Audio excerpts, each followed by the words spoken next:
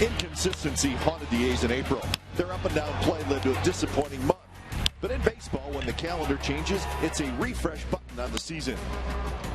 Tonight, the A's travel to Arlington and play a Rangers team that is struggling, but always play the A's tough. Their aggressive style seems to always wreak havoc for the green and gold. It's Game 1. A's-Rangers next.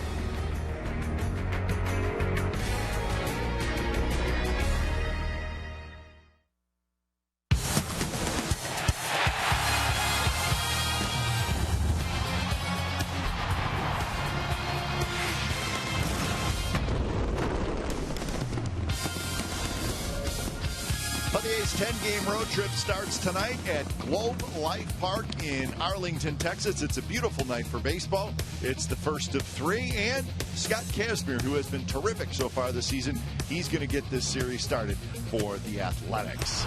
So the first of 3, it's the Oakland A's and the Texas Rangers coming up on Comcast Sportsnet, California. Again, everybody, welcome to Oakland A's baseball. Along with Ray Fosse, I'm Glenn Kuiper. Well, Ray and I joke a lot about turning the calendar. The A's want to do that because the month of April was not very good, so they're looking forward to May. Scott Kazmir, he did enjoy April. He was terrific, and let's hope he carries it into the month of May. And especially the first 2 starts where he got some run support. He was 2-0 in those first 2 starts. Unfortunately, not as much run support in the next 2. This has been his 5th start. But when you have a sub-1 earned run average in the month of April, that's pretty good. Fastballs have been good. Really, all of his pitches have been great. He's getting ground ball double plays.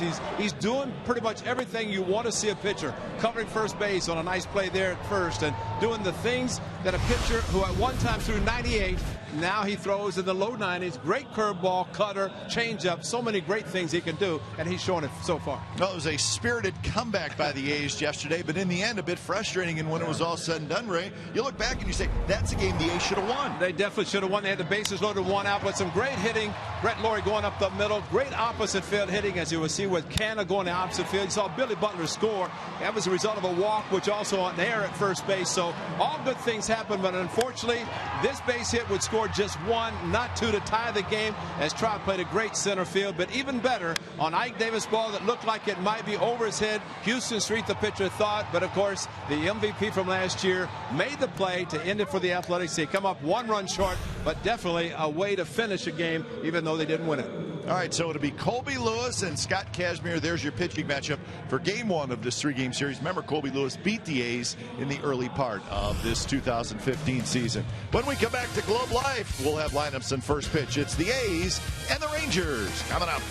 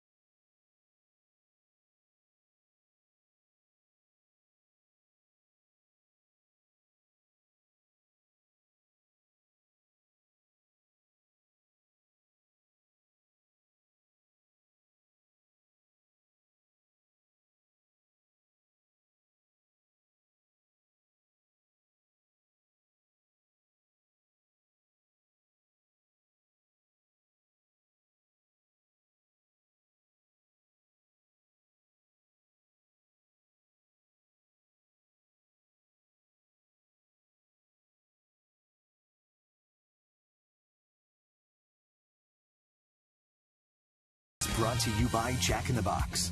Jack's hottest sandwich is back. Head to Jack in the Box for Jack's Blazing Chicken Sandwich.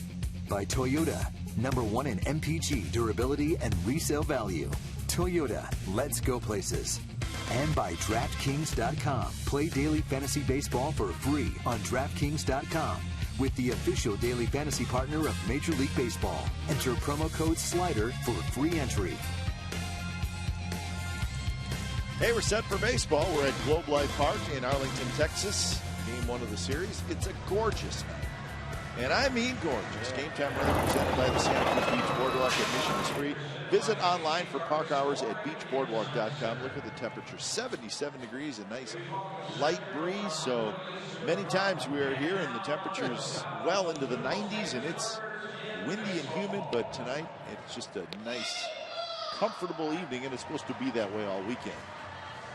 Here's the lineup tonight for your Oakland Athletics. Sam Fuld in center, Marcus Semien at short, then Volt will catch, Butler the DH, Ike Davis at first, hot-hitting Josh Reddick in right field, Laurie at third, Canna in left, and Sogard is at second. And it is Kobe Lewis on the mound for the Rangers, and I think for Kobe Lewis, if he could start against the A's every time, every fifth day, he might win 20 games, but he seems to pitch very well against the Athletics as he did at the Coliseum. That only win came against the A's in the opening series. So Kobe Lewis, a change of speeds artist, tops at about 90 miles per hour, think opposite field against this veteran right-hander. So Lewis is ready, and so is Sam Fuld, and so are we. First pitch of the ball game is a fastball a bit outside. So we are underway from Arlington. The A's opening up this long road trip. 3 here, 4 in Minnesota, and 3 in Seattle before returning home next Sunday. Skipper Bob Melvin, let's smile because it's May 1st. Yeah. Moving on. Batters leading off the game against Kobe Lewis, 4 for 4. Remember the start against the A's in Oakland. He struggled early, but settled down and seemed to be able to get the big out when he needed it. The A's had just 3 hits off him in 6 innings. That was the second game of the season. Bounce toward first, knocked down by Kyle Blanks, but the ball rolls right near the bag. He picks it up, steps on the bag. 1 out here in the first. Well, he had to be thinking, hey, the leadoff hitters are 4 for 4, so percentages are with it, and he gets the first out. Here's the defense for the Rangers. Smolinski, Martin, and Chu in the outfield. Beltre, Andrus, Odor, and Blanks. That's Kyle Blanks, former Athletic, on the infield. And Robinson Chirinos is your catcher. Marcus Semien steps in. Fastball, foul back. Semien at 284 with 3 home runs and 12 RBIs. So a real good first month of the season for the young A's shortstop. Got to believe the A's are thrilled with what they've seen, both offensively and defensively, from Semien. He's played every inning of every game so far. That one is lying just fine. And if you asked him if he needed a day off, I bet he would walk away and say, I don't want to talk about it. And he'd probably say, look at my age. Look at my opportunity to play shortstop every day. Why would I want time off? And he's only going to get better and better. And yesterday came up with the opportunity and had a chance to drive home not only the time, but the go-ahead run did not happen. But it's a learning experience for him and other players in those situations. Count stays 1-2 to Semien.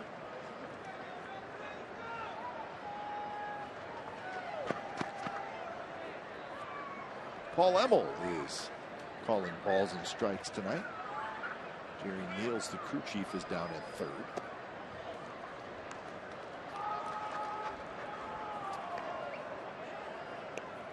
I think the A's have to be very happy to come in for this weekend with this kind of weather. Somebody come up the elevator said when Seattle was in town, it was freezing, very cold. Take a high breaking ball, and Semien swings and misses. Well, you try to stay back and wait, and all of a sudden a hanging slider and out of the strike zone. Marcus a little bit anxious on a hanger that maybe he thought he could put in the seats. Instead, swung under and missed it. Colby Lewis in his career is, well, this is his 22nd career start against the Athletics. He's 9-4 with a 3.15 ERA.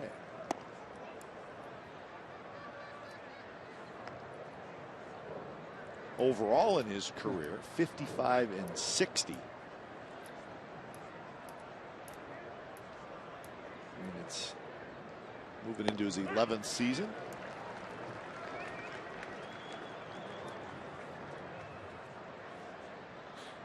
One and one to Stephen Vogt. 348 the batting average, 6th best in the American League after 1 month. 15 RBIs for Vogt. Had the day off yesterday in Oakland. Josh Fegley got the start. Hit high in the air, right field, but it hangs up. Chu is under it, and he's got it side retired. So Colby Lewis has a 3-up, 3-down, top of the first. Bottom of the first coming up. Scott Kazmir set to go to work.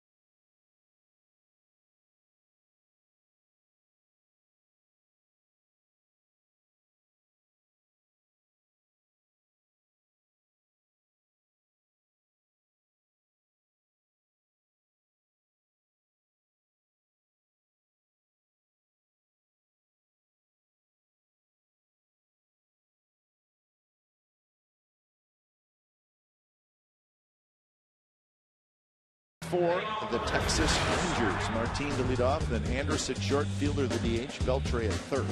Blanks, Chu, Chirino, Smolinski, and Odor, and there's a lot of low batting averages. They'd like to keep them that low as Scott Kazmir starts for the A's in the opener of this series and trying to improve on his record of 2-0 with a sub-1 earned run average. And the native Texan will take on the Rangers. His second start against them this year, shut them out in Oakland to help lower that earned run average, but he has 10 wins career against this Rangers club. But those numbers for the Rangers, you don't even want to talk about. Canna, Fold, and Reddick in the outfield. Laurie, Simeon, Sogar, Davis on the infield with Vogt doing the catching. Now, I think when you see some ugly batting averages and numbers that the Rangers have, you don't even want to mention them because you figure they're going to break out sooner or later. They're probably looking at it being a new month like the A's. No A's from the record standpoint, the Rangers 7-14, but the Rangers also have their batting averages very low. Yeah, how about 210 as a team? That's the worst in the American League. They're second to last in total runs scored. They've scored 75 runs, and there's the batting average. Well, just 13 home runs. Yeah, that's the surprising part. Dave Magadan, the hitting coach. And Martin shoots one past the diving Ike Davis into right field for a leadoff single. Hanging breaking ball, and actually, you looked at Scott Kazmir's start, and as this breaking ball stayed right there, it was Leonis Martin who bunted when Kazmir was on the mound in Oakland. He bunted. And Mark Canha was playing first. That's right. And it was the only hit the Rangers got off him. And that was the Martin bunt, and testing Mark Canha, who was playing at first base for the first time.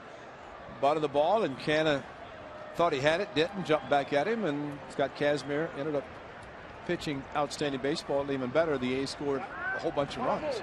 But it was not Kobe Lewis in that start. He started the game before Kobe Lewis. Of course, it was Jesse Hahn's start. Now, Kazmir started the third game of the year.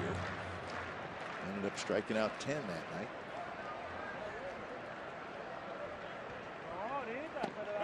Anders takes a strike. Elvis Andrus hitting in the 2 spot with Prince Fielder in the on-deck circle. Rangers also, with runners in scoring position, are hitting just 200. Well, they had a lot of problems last year with injuries, but they have to be thinking it's going to be better this year, and has to be much better than it was last year in the first month of the season. Keep an eye on the Rangers against Kazmir. Last season, base stealers were 18 for 20 against Kazmir. Nothing yet this year. Martin with a pretty good lead at first, and a delayed steal. He takes off, and it's popped up. Sogard, shallow right near the line. He's got it. So Martin kind of did a half stop, and then he took off. I think that has to do a little bit with the left-handed pitcher. Scott Kazmir's got a pretty decent move to first, and even though those numbers that we showed not an indication of the success the A's have had, and he has had whenever he's been on the mound, but he does kind of lift the front foot, which means it can go either direction, and I think at times that will at least hold the runner at first base a little bit. But it's surprising to see the success rate against him.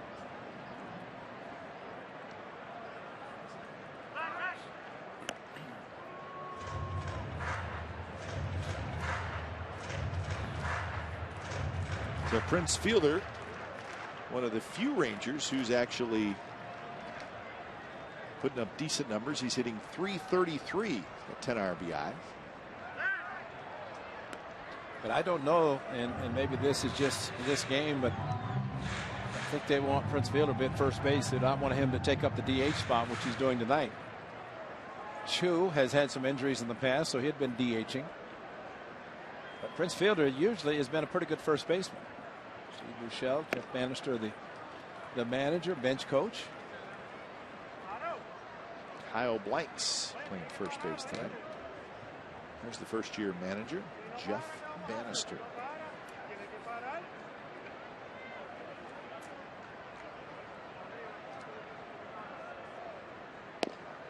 Strike, a little cut fastball, moving away from Prince Fielder, catches the outside corner. Well, just barely target outside corner, got the call on the corner fastball.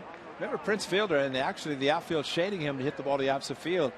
He's been known to hit a lot of home runs, but if they are and they go the distance, it's usually to the opposite field, and that's his area in which he will hit. Never forget the home run derby at his home park in Milwaukee when he was with the Brewers, and he put on a massive show of power.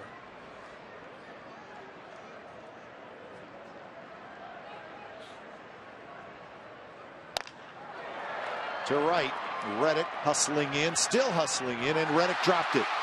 He picks it up, he throws to second, and the A's will get the out there. So it goes as a fielder's choice. Actually got a speedy guy off the bases. Off the end of the bat, and you know, you go by the swing. Thought the ball would be in the second deck. Reddick coming in and actually had the glove up around his face. And fortunately, the short hop able to be handled by Simeon. Hit the heel of the glove, and I think we've already seen more drop balls by Josh Reddick in this early part of the season. We'll probably see in years that he plays here. But the one he missed in his first game back and that one both hit in the heel of the glove. And you have any type of ball hit that hard, it's going to drop. Fortunately, Martin was going back to first. So here's Beltre, and Beltre rips one toward Fold in right center, and Fold makes the catch. Side retired. So a hit, nothing else. We're scoreless after one in Arlington.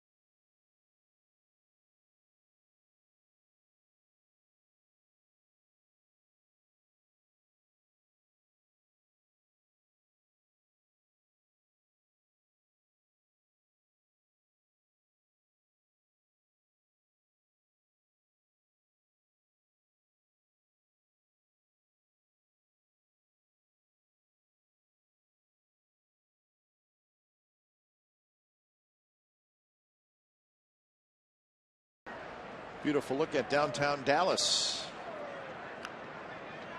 May 1st. So no score between the A's and the Rangers.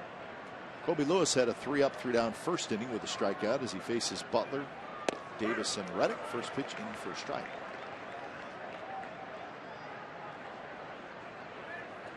Billy Butler sitting at 287.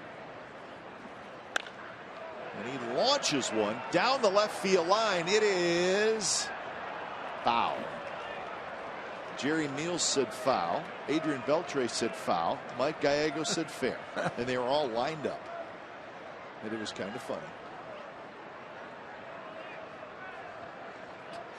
Actually, Gags didn't think it was that funny. He may have thought it was fair. Like, really thought it was fair. Bob Melvin looking out and maybe checking to see if they should take a look, but usually a ball like that, third base coach will stand on the line and be an umpire, and they all did. Yeah. You know, Beltre is going to say foul.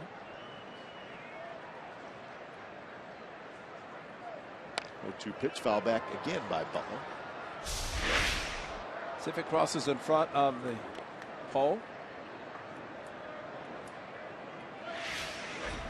Well, we know somebody in the stands had no intention whatsoever trying to catch the ball.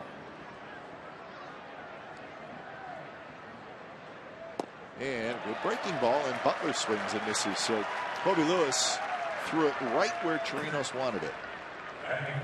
Get the Sean Doolittle Silhouette Fleece Blanket presented by Kelly-Moore Paints. Tuesday, May the 12th, when the A's host the Boston Red Sox. That will be when they come back. And a week from Tuesday, 15,000 fans will walk away with this green and gold fleece blanket that pays homage to Sean Doolittle's signature pose. Get tickets now at athletics.com/tickets. And maybe we can have the good Dr. Doolittle maybe model it for us because he's on the trip. Yes, he is. It's good to see him on the trip. Somebody asked him, "Oh, you're making the trip?" He said, "Yeah, I can't throw a bullpen to trainer. I have to go on the trip because everybody's on the trip." I think Brian Shulman stays back for the guys who are in the rehab. I think Brian would be capable of putting on the gear. Yes. Catcher's mitt. Definitely him up if he had to. that. Or he could get Mr. Involvement out there. Mr. Involvement tried to catch Tom Kenny at his knuckleball. That's right. That did not go well. And I said try. So Vernon Glenn. Vernon took a beating as Mr. Yes, he Involvement. did. I saw him crash a motorcycle into the concrete wall at the Cow Palace one time. There's Sean Doolittle and Jesse Chavez, yesterday's starting pitcher. Jesse had been a little bit under the weather for a couple of weeks, so that performance yesterday, you know, he said after the game that, yeah, I should have not allowed to put so many runs on the board, but when you play this game, and you know, it's very rare that you're feeling 100%, much less in his case, fighting the bug that a lot of the players have been fighting. 3-1 to Davis. Hits it hard, but right behind second base is Elvis Andrus. 2 away. What?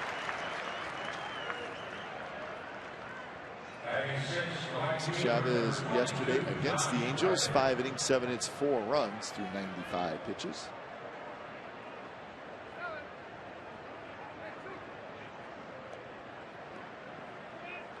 Probably still thinking about it a little bit.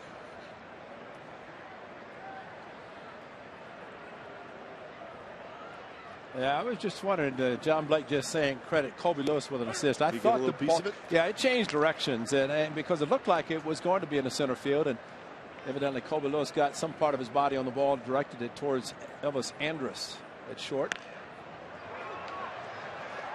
In the hands of Reddick, hits it foul. Just behind the end dugout. Well, Kobe Lewis, this is Ike Davis, and hit him in the left heel. That was going up the middle, so the heel. Probably a spike mark on the baseball, considering where it hit. Ball, right? You want to throw that if there's a little action on the ball. Maybe that's why Reddick fit it in the seats, but it had the movement. But it's amazing how pitchers will fall off the mound. They'll put their foot up, their glove, their hand, something, and from their standpoint, they hope it hits a shoe or a glove and not their body.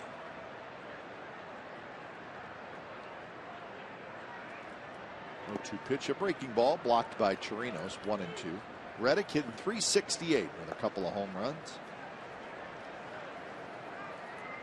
13 hits in his last 26 at bats. Part of an 8-game hitting streak for Reddick.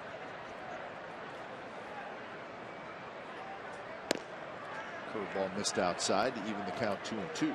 As we have talked in the last couple of years, this has changed a little bit with the so-called jet stream to right center. And of course, the hitters during batting practice get an idea how the ball is.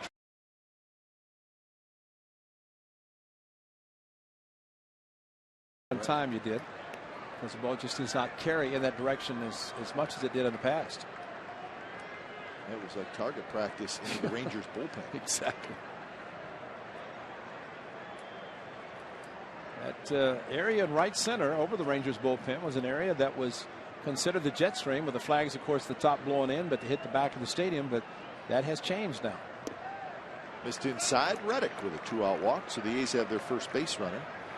And I think that's Josh Reddick at his best, because he usually comes out of his shoes and tries to hit pitches, especially 3 and 2, but very patient. And as a result, the batting average is up, and he's using the whole field. And actually, the defense has kind of positioned him more straight up versus the shift that they had used. So here's Laurie. Think he'll get a few sliders from Colby Lewis. Just a few. Yeah. 229, couple of home runs for Laurie. Maybe you can hit a hanging slider over the right field bleachers, into the bleachers. He's that strong to be able to do it. First pitch, fastball, a little outside. See the slider, 23%, curve 9%. But against Butler, when he struck him out, Chirinos put the glove on the ground to the outside part of the plate, and it's rare that times pitchers will do that. Colby Lewis throws his slider enough that he can, just like that, but he didn't offer at it. Good take by Laurie. So 2-0 the count.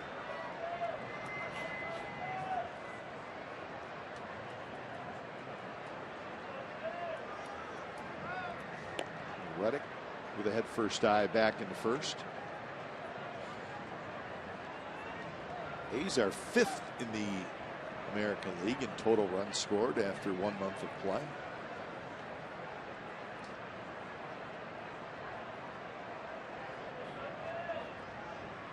And kind of a torrid first 2 weeks where they were putting up lots of runs. They've cooled off a little bit.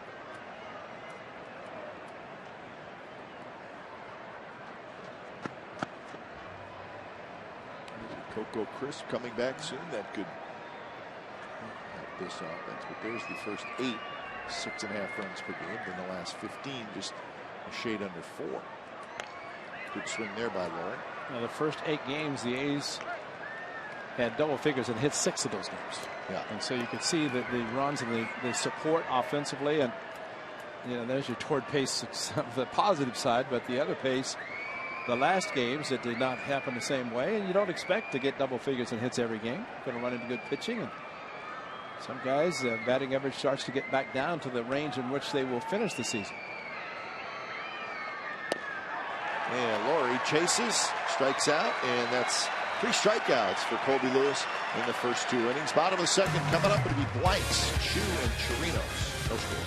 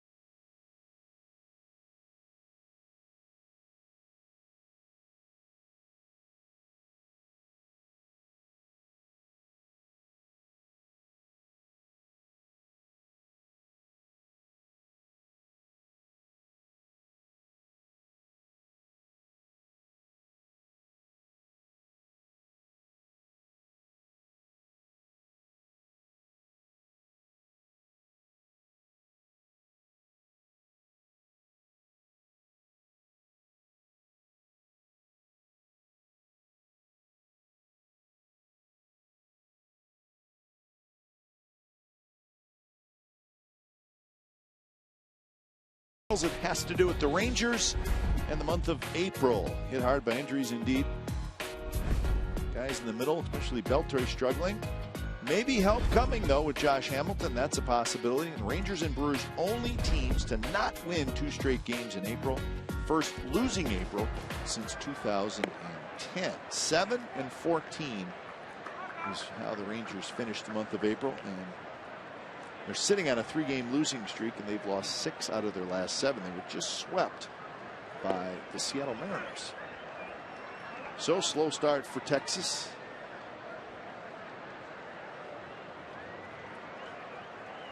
Gets the pitching staff too that just continues to get banged around. You saw Darvish, Matt Harrison, Matt Harrison, Derek Holland, and Martin Perez. These are pretty good pitchers that are all in the disables. There's Holland. Matt Harrison, 55 for 5, and he may never pitch again. And there's an article in the paper today about how he's feeling better. And Martin Perez. Mitch Moreland is on the DL. Profar hasn't played in a year and a half now. And when you put the 60 in front of the DL, that's not good. That is not good. That means they can leave you on as long as they want. And of course, Darvish, he's the big name. Yeah, out for the year.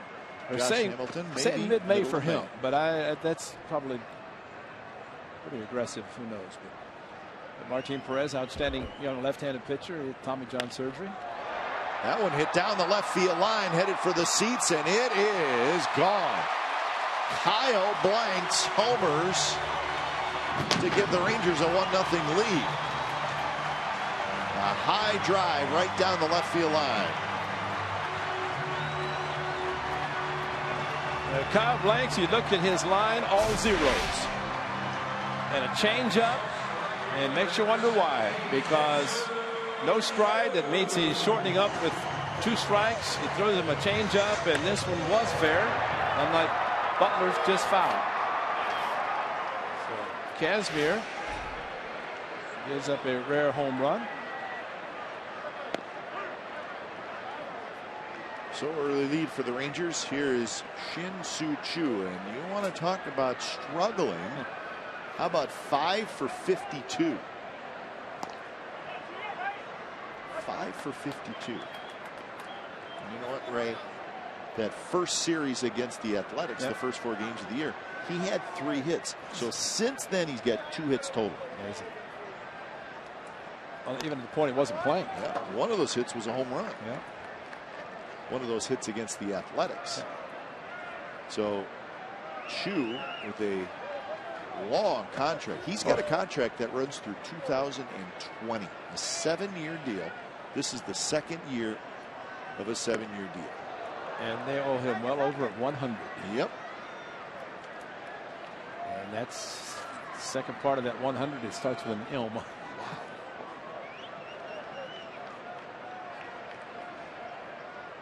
1-2 pitch. He went around, chased the slider. So the struggles continue for Chu, and he's got to be trying to figure out what the heck is going on. And you figure with his contract, he should be playing against everybody, but against Scott Kazmir, this is a hard slider, and that's really a pitch that a lefty on lefty. Throw it hard, and no stride like Blanks. Blanks got a changeup. Chu got a slider. And by the way, a home run by Blanks, only the second given up by Kazmir, the other a hanging cutter in Houston. Well, Serenos drives one. Canna on the move in the left center field. He gets over there to make the catch. That was Altuve in Houston that hit.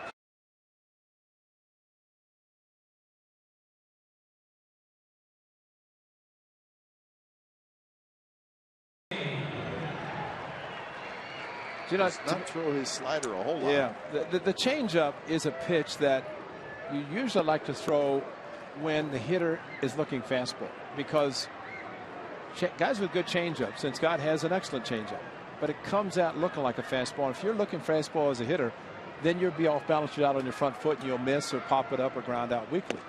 But if you're in a protect mode, a changeup is a perfect pitch for a hitter because you're not looking to be aggressive. And I guess if you're a former athletic, makes it even worse in the case of Kyle Blanks. You've seen what has happened with players who have donned the green and gold and moved on, and for some reason they take it out on the former team. Jed Lowry, a great weekend against the A's before he went on the DL. How long is he going to be out? What, a hand surgery? Yeah, all-star break, yeah. probably. It's really slowed down the Astros, hasn't it? Lowry scoops, throws. Smolinski's retired, and so are the Rangers, but Kyle Blanks with a solo home run, so 1-0 Texas after 1.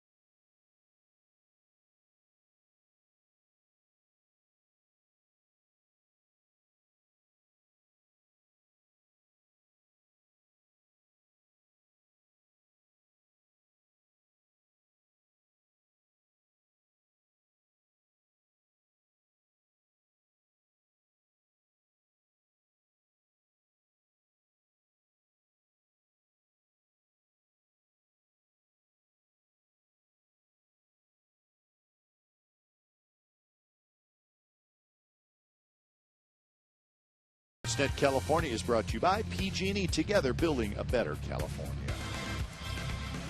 See that monster? What is that big stadium out there? It looks like it's a something trying to take off and fly. Yeah, maybe it does. Home of the Cowboys. We talked about how close it is in proximity to Rangers ballpark here. You just got a good look at how close indeed it is. If they share the parking lots. Yes, they do. What is it called? The Dallas Cowboys of Arlington? It's called whatever Jerry Jones wants to call it. That's right. Talking to some people. The outfield here, if you look at it, really doesn't look that great. And evidently, while they were having the Country Music Awards over there, they had stages set up having concerts here. And if I guess the weather was bad and rained, and the outfield looks horrible, really, if you think about what it looks like here, what it normally would look like this time of the year. Some of it. Yep, it is beaten up pretty badly. But if it rains in Texas, they're more than April showers. I mean, it rains hard here. Canna swings and misses. It was a fastball in the outer half, and that's 4 strikeouts for Colby Lewis. Well, he teases guys greatly, and that was a late swing, almost like he didn't think it was a strike. And yesterday we saw Jesse Chavez throw that 2-seam fastball outside of the right-handers and bring it back, and that's what Colby Lewis did, and to the point that Canna looked at it, thought it was a ball, then realized it's the 2-seamer coming back, and as a result, that was the swing. So here's Sogard, 9th place hitter. He takes a strike. Lewis is the kind of guy, and the stuff is not overpowering, but he does get into one of those rhythms where he throws a lot of strikes, does not mess around a whole lot, and that's where he starts rolling along. And Sogard shoots one into left field, a base hit. Beltre was playing in. So there's the first hit for the A's. And now to the top of the order, and Sam Cole. Got the curveball, and Sogard nicely going to the opposite field, waited back, and I don't know. I mean, he knew that Beltre was there, but got the curveball instead of rolling over.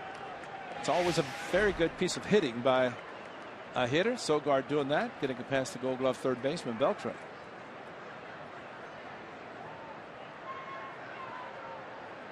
Sam Fuld bounced out to blanks at first, leading off the game. Sam struggling. Kobe Lewis for that pitch, a quick pitch. Robinson Chirinos, the catcher, does a very good job of throwing out base runners. Last year, that last weekend that the A's were in town, won the one game on Sunday. And Chirinos kind of shut down any possibility of the running game for the Athletics in the first 3 games. And Sonny Gray shut the Rangers out in game 162. But I don't know there's a pitcher you need to worry about quick pitching, and not quite the Pudge Rodriguez, but get the point of just saying, just get the ball to the catcher, let him do the rest, and he can do it.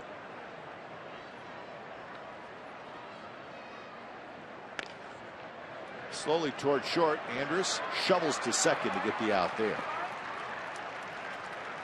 Sogard erased on the bases.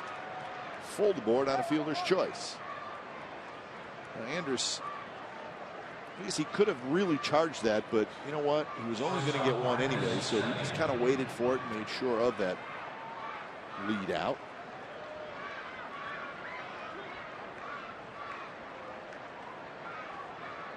So probably a smart move. Here's Simeon.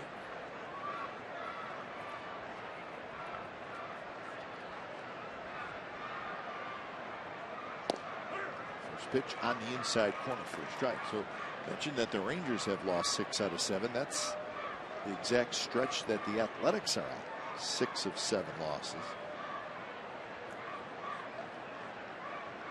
So somebody at the end of this series is going to feel pretty good about themselves. A's are hoping it's the A's on the road as they begin this 10-game trip.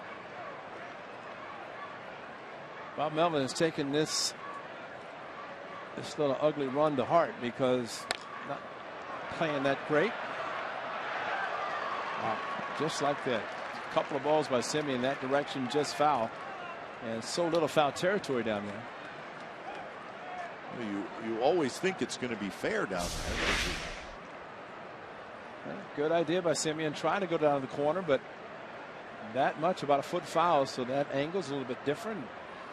So he knows that, as he did in his first at bat, tried to do the same thing unsuccessfully. Ended up striking out on a high slider.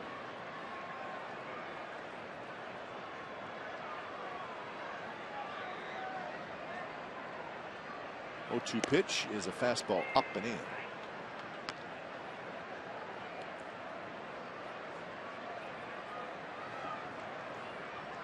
But Kyle Blank's home run is the only run so far in the game.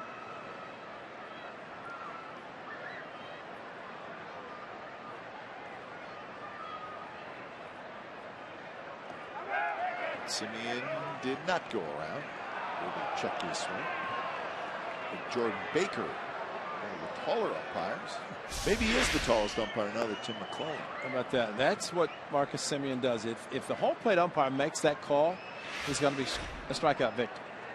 But if you watch his body goes, but the bat stays back. And we've seen him do that several times. So maybe that's something spread around the league where the umpires are paying close attention to the bat, not his body.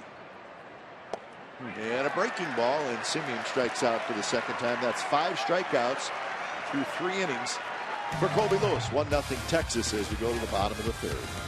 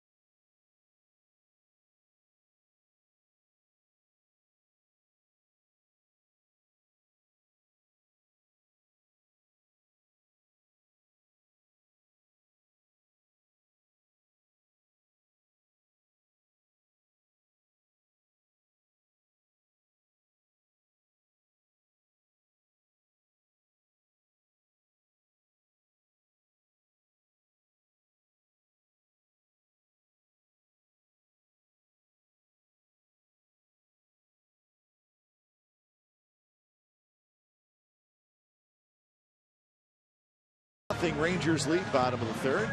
Tonight's Cold Hard Facts brought to you by Frost Brewed Coors Light. A's biggest deficits at the end of April. It was 12 games in 2001. Don't worry, folks. A's won 102. 6.5 back in 2012. We know how that ended. 6.5 back in 1979, and the things did not go well in 1979. So I guess what we're trying to tell you is there's just no need to really panic. Well, let's look at the top two and forget about the third. 100+ losses. That's not a good season. That makes our job not fun. 79. There wasn't a whole lot of people coming out to the ball games in 1979 either. But this is the worst April since that 2001 season. He's won 8-17 in 2001, but then, as you saw on the graphic, went on to win 102. Right at Simeon, and the struggles continue for Rognet Odor.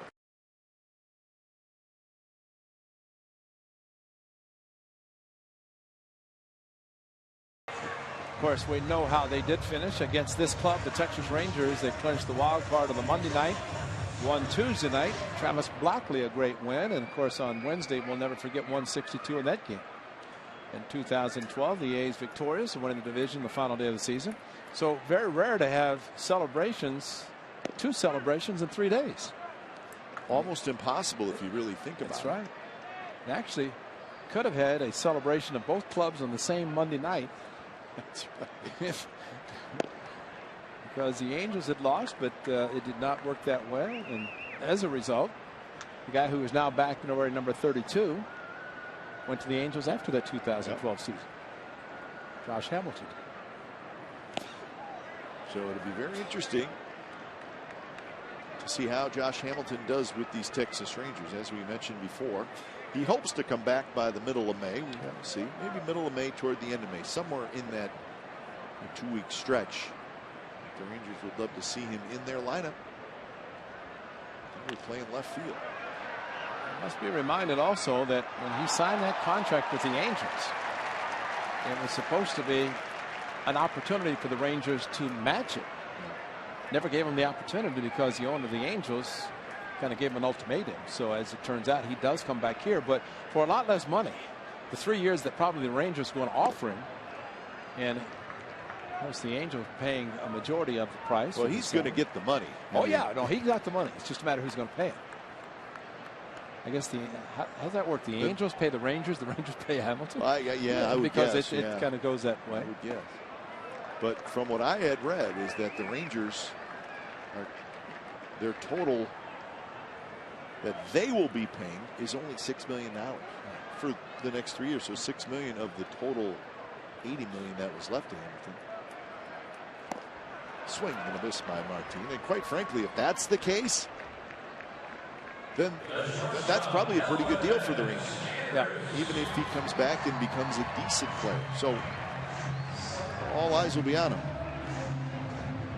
But it was just a tough 2 years for him with the Angels. Yeah, he just never got on track there. And you know, you sign a 5-year contract. You go to a club that really is expecting you to be right in the middle of the lineup hitter, playing a solid left field, and just never really anything close to that in the first 2 years. So I give the Angels players a lot of credit. They backed him during the tough times, and as it turned out, he comes back to Texas. And I think what we have to remember too is he's not playing right now because of the shoulder surgery. Right. I mean, he was not suspended, right? But he had shoulder surgery in January, and just now getting that back into form, getting himself ready to play. 2-1 to Elvis Andrus, who popped out to second. The next time that these two teams meet, it'll be June 9th, 10th, and 11th in Oakland, and I would imagine that Hamilton will be playing at that point. Andrus is retired on a fly ball to Reddick. So 3 up, 3 down inning for Kazmir. We're moving to the 4th. Vote to lead it off. 1-0 Texas.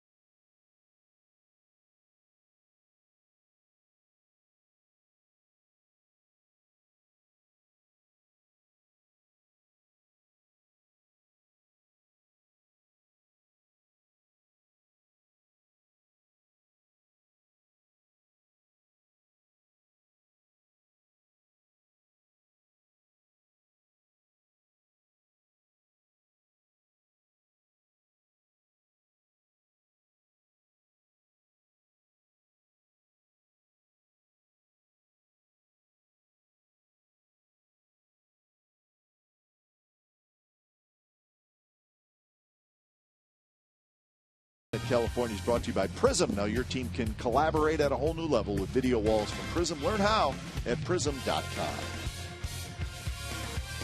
Beautiful ballpark. Globe Life is what it's called. It's always been a good park, regardless of the name.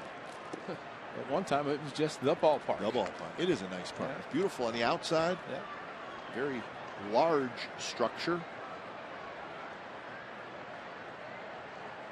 And right off the freeway. Well, Arlington has always been the home of the Rangers. Just was originally a Double-A park. They were playing there. Right next to here. Exactly. And the wind always howled in from right field and upset a lot of guys. Chu hustling in, and Chu grabs it. But I think the surprising thing, and you know football a lot more than I do, that it was always the Dallas Cowboys. Now, they were closer to Dallas, but what was the name of the town? Irving. Irving. Yeah, which not exactly sure where that is geographically. I think we passed it on the way to the field towards Dallas, but I guess the city of Arlington came up big to get the Dallas Cowboys of Arlington here, right? You like that one, don't you? I do too. It's pretty good. Well, Los Angeles Angels of Anaheim, so that's, yeah. 0-1 to Butler, who struck out in the second. Colby Lewis has 5 strikeouts so far. So he has been sharp early. He's throwing sliders out of the strike zone like that. And unfortunately, A's hitters are going after those sliders. And he's almost teased them with a fastball and throwing sliders and throwing it hard. Billy Butler, who is usually very, very patient, struck out on one in his first at bat. Takes a fastball down the middle for them. So he was looking for another slider, didn't get it, and that is strikeout number 6. Billy Butler scuffling that down. See the change of the grip, and they always say it's a guessing game at times. Usually at 2 strikes you don't want to see guessing. So the fastball at 89, the slider at 82. The difference at the top and the low, 11 miles per hour, but that's just enough.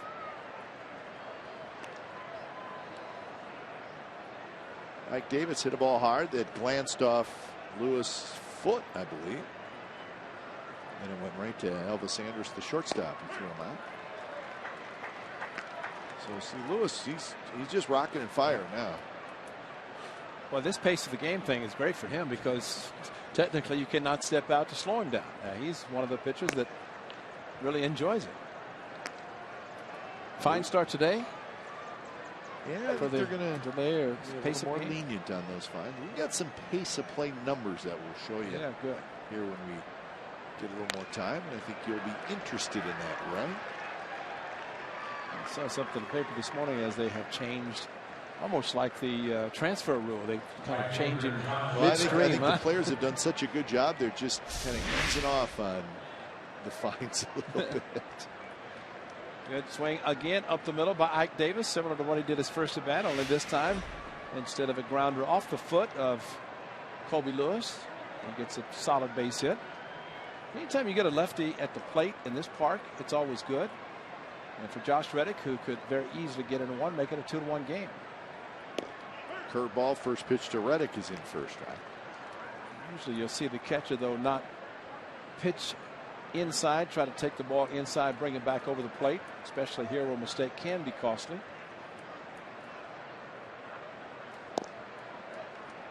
Fastball this time off the plate. 1-1 the count. Reddick walked in the second inning. He had the count 0-2 and worked himself back to 3-2 and then laid off a pitch. Got himself a walk.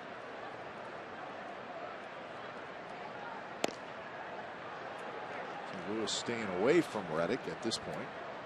That behind home plate shot, already showing that sometimes that's a good shot because you can see exactly what a hitter's thinking. He sees the shortstop, the pitcher, the second baseman sees where the defensive lineman is. I think where I'm trying to hit it where they're not. Towards center, Martin, he grabs it Side retired, a hit and a runner left. The single by Davis, and we're going to the bottom of the fourth. It'll be fielder Beltre and blanks. 1-0 Rangers.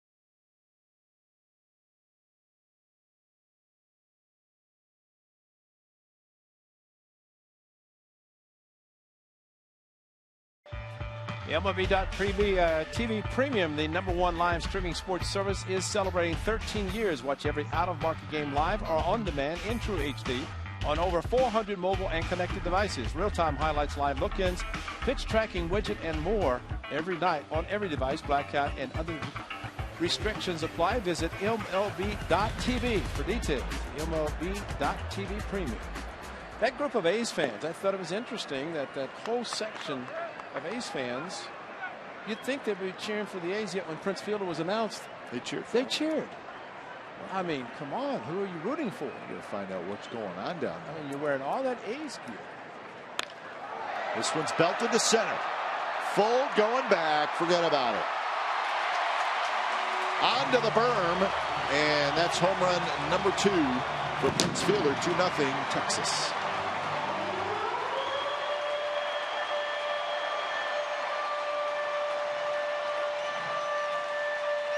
Well, Prince Fielder playing at a park that's conducive for left-handed hitters to pull the ball. But really, he doesn't have to worry about it. As that ball straightaway center. Sam Fold, a courtesy trot back. That looked like the home run derby swing. That's how much the big man can get into a swing. And Sam Fold playing straight up, and the ball straight over his head. And here's Beltre. That Prince Fielder just missed one his first at bat. That was blooped into right field. It ended up being a 9-6 put out as Josh Reddick missed it, but that time he didn't miss it. Little cue shot. Sogard bare hands throws to first, but Beltre has an infield hit. So we were talking pace of play, and some of the numbers came in. And it's been better. This is through Monday, so there's not quite through the end of April, but very close. See the time of game last year, American League, 305. This year, 256. National League, last year 258. This year 251. And all around Major League Baseball. So down,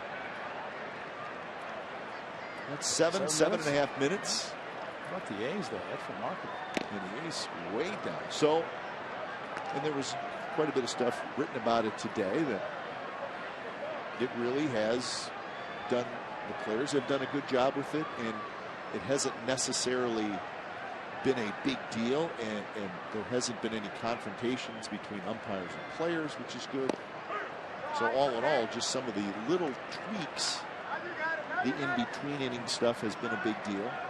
They said all the studying they did from the first month is that there was a little less time in between pitches as well. So a lot of little things. You add it all up, and you get games are 7.5, 8 minutes shorter so far this year. Interesting stuff as Blank strikes out.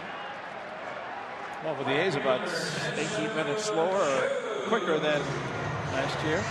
And coincidentally, in Mr. Blank's at bat this time, saw nothing but fastball after fastball by him. But the changeup, 2-2 changeup for a home run, his first at bat, his first of anything of the season. At this at bat, you stay with the fastballs, and maybe you learn something very quickly about your former teammate. So here's Chu. First pitch outside to Chu, who struck out in the second. But I think the concern with Major League Baseball, Ray, was that in the last 5 years, the length of time has increased quite a bit. In 2010, the average length of a Major League Baseball game was 2 hours and 50 minutes. In 2014, it was 3 hours and 2 minutes. So that's a significant increase in a pretty short period of time. So this year, the number's coming back.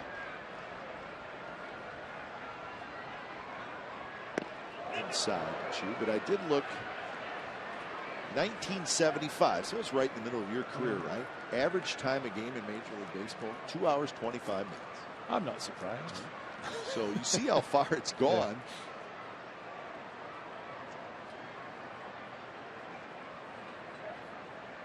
Yeah. 2-1 to Chu.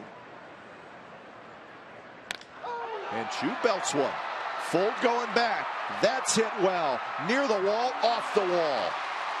Beltre to third, and they're going to hold him up, and Chu has a booming double to center field.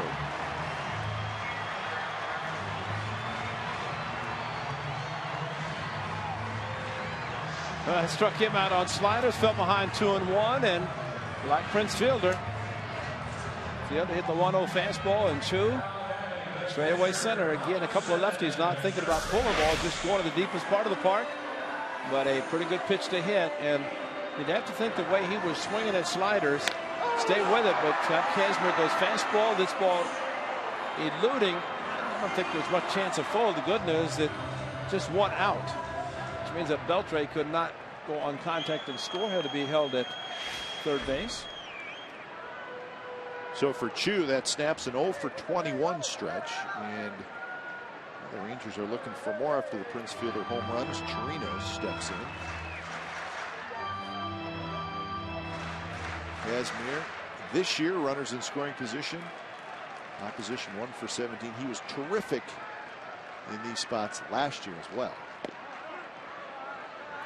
So he does bear down when he has to. And that is one of those spots right now.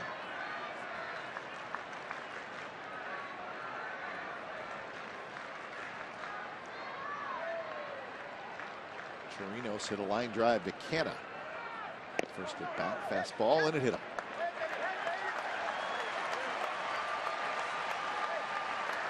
So both Vogt and Kazmir are talking to Paul Emmel about, was there an attempt to avoid being hit? And Bob Melvin wants to just check in. I bet they're saying it didn't hit him, Kate, because he pulls his elbow in, see if it makes contact. If he did, it's very slight. And Vogt caught it, and usually when there's a foul ball that or a hit batter that deflects it enough that catcher cannot, but could also have been a very slight touch of his arm. Now sets up a double play, so maybe that will help the A's. Play back 4-2 now. Here's Smolinski.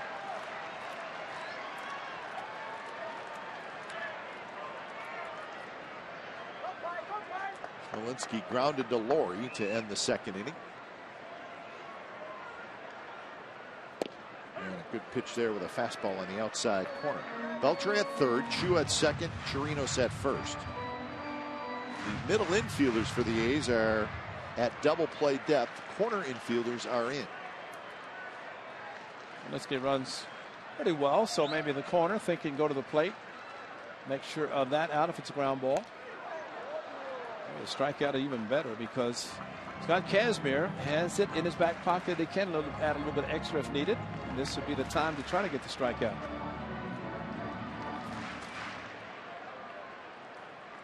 55 pitches so far for Kazmir.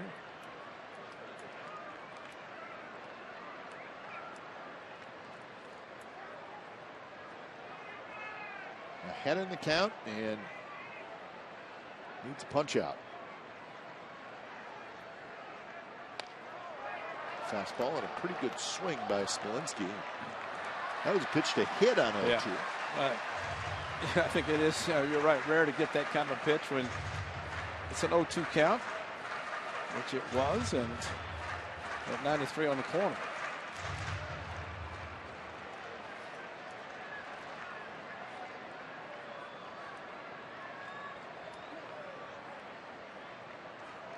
So an important spot in this game here in the bottom of the fourth.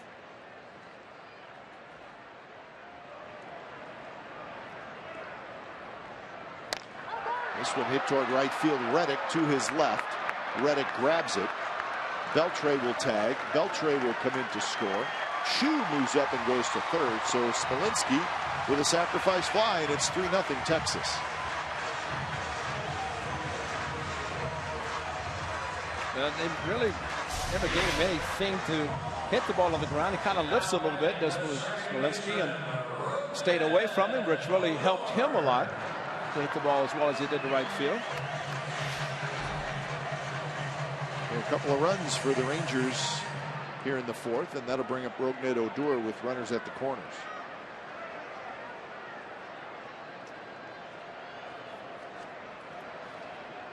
Odor hitting 145.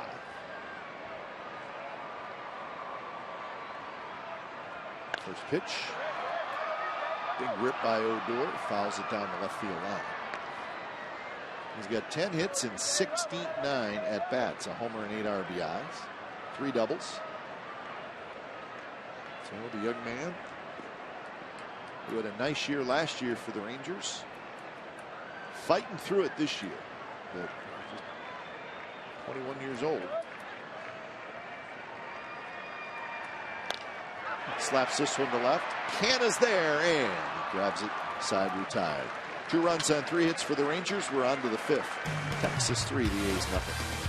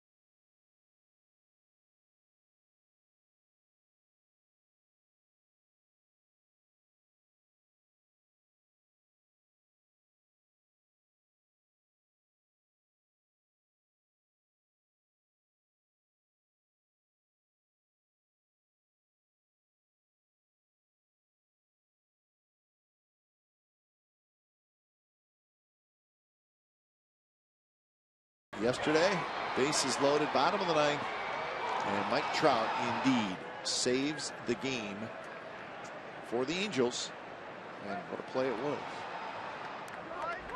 Houston Street, actually, when he delivered the pitch, he started running almost like he was going to back up. There was no reason to back up because head for the dugout.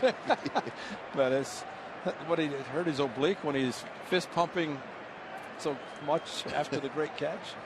It was a play. It was a great play. And we talked about that 9th inning quite a bit, and there was of a strange play earlier when Sam Fuld got the base hit that knocked in the run that made it 6-5, and Trout was playing very deep. He came charging in and he played it on a hop.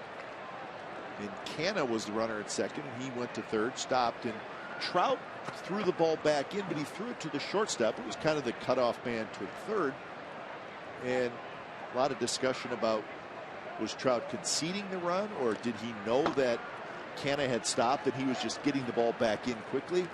I'd be curious to see from, or hear from Mike Trout what he saw.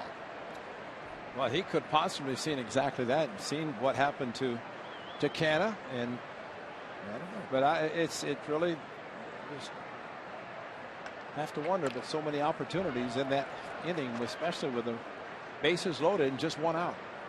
Canna did do a great job hitting the ball in the opposite field in that inning. Well, even Mike Gallego talked to him about it, and he said, he goes, what do you think? You think he was conceding the run? I said, Gags, I'm not sure. And Laurie swings and misses. Strikeout number 7 for Colby Lewis.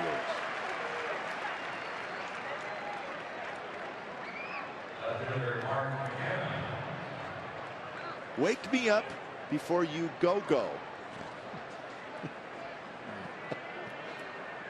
Little Wham reference there if you're a music buff, but the day thing is very strong.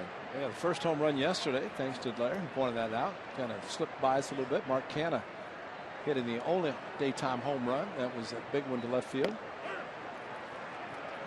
See, I don't think, I mean, it's certainly an interesting number, disappointing, but I just think it's complete coincidence. That's all it came to. I think. I agree.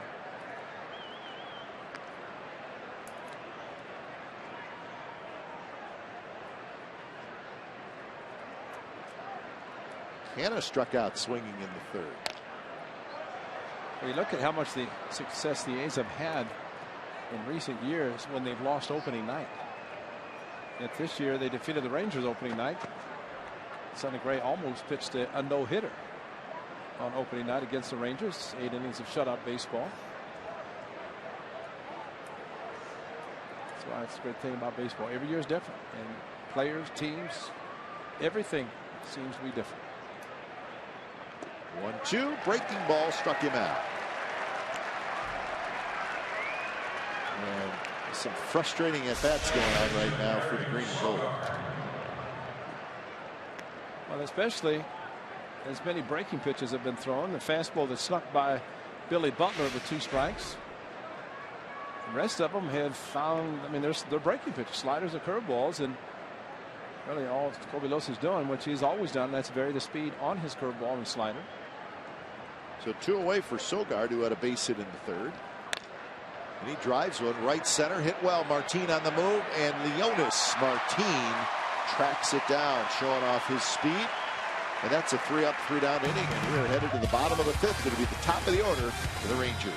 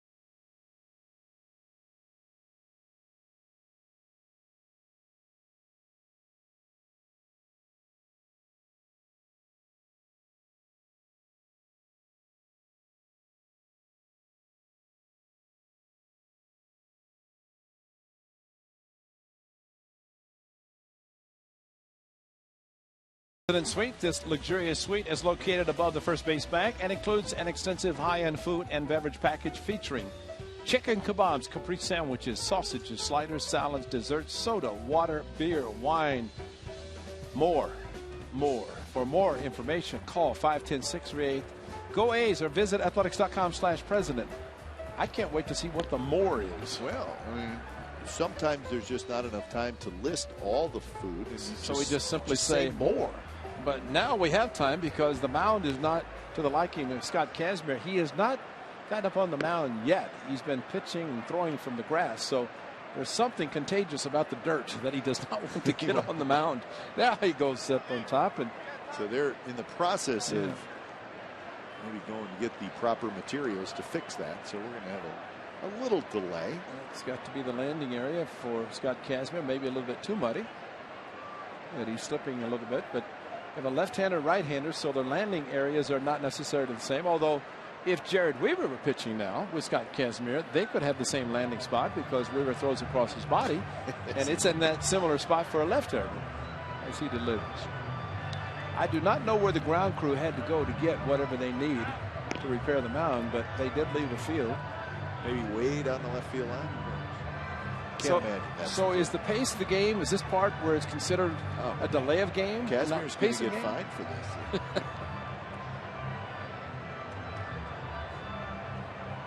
Remember how good Kazmir was last year in April? He was 4-0 with a 2.11 ERA last year. This year, 2-0 with a 0.99 ERA. Unfortunately, the starts this year, he has not gotten a lot of run support, and as a result, no decisions, even though Kansas City won 4-2, left that game leading 2-1. And then Houston, scoreless game. People are scrambling. So it looks like all the ground crew material is way down the left field line.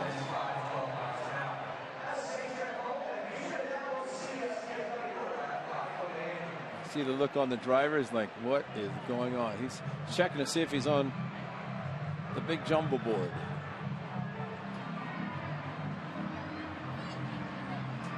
So they're going to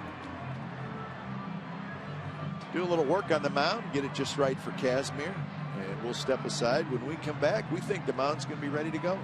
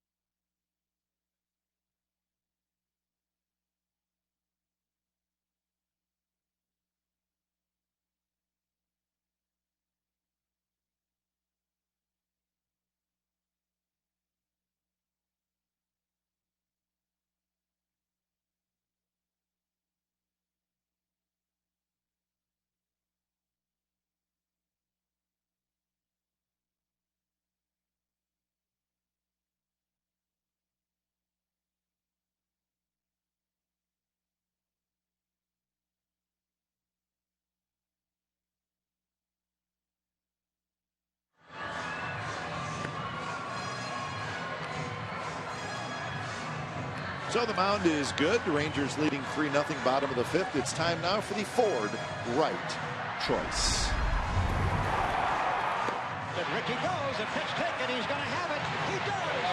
Ricky Henderson, no contest, steals third base, jerks the bag from its moorings and holds it aloft, representing number 939. So 1991 on this date, Ricky Henderson Steals that bag, number 939, to break Lou Brock's record. He went on to finish with 1,406 stolen bases. So the amount of steals that he had after breaking the record, Ray, he'd be in the top 50 all time. So he was not done after that.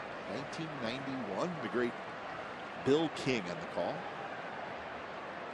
I'd say leadoff home runs won't be broken, and probably good chances stolen bases won't be broken. The consecutive games played won't be broken. Probably, I don't know about the hits, and maybe Joe DiMaggio's 56 consecutive. I mean, there's several records, but Ricky's definitely leadoff home runs I don't think will ever be touched. Now Lou Brock hung around for a while, right? Yeah. I mean, Ricky did not do it right away. There was yeah, Ricky. Lou was there for the first week and it didn't happen. He was going to be there, and then the team went on the road. And Lou was on the road in the first game, and I said, Lou, why are you here? He said, well, when Ricky breaks the record. I said, I don't think Ricky's going to break the record on the road. So Lou didn't leave. He left and showed up back, and Ricky wanted to break it in Oakland in front of the fans and his mother. And that was Matt Noakes throwing, Randy Velarde playing third against the Yankees. And it was all like it was scripted, like it was planned. It was going to happen. And the voice you hear, of course, the great late Bill King, but I think we have to be reminded, and I was fortunate to be in a booth that day, and this breaking ball, a good one to Leonard Martin. But the great Lon Simmons, who unfortunately passed away on Easter Sunday, it was his inning. And he simply said to Bill King, you're in the Hall of Fame in basketball and football, your chance for baseball. And he turned the microphone over to Bill King. And Bill's call will forever be remembered on that great moment. But the kindness of Lon Simmons, yep, will never be forgotten, as we have both experienced the kindness of the great one. And unfortunately, baseball in the Bay Area lost a great person, great friend, great baseball man in Lon Simmons on Easter Sunday. Yeah, it's amazing that they're both gone. Yeah, Bill and Lon. that is, very hard to believe. 1-1 the count to Elvis Andrus. 4 strikeouts now for Scott Kazmir.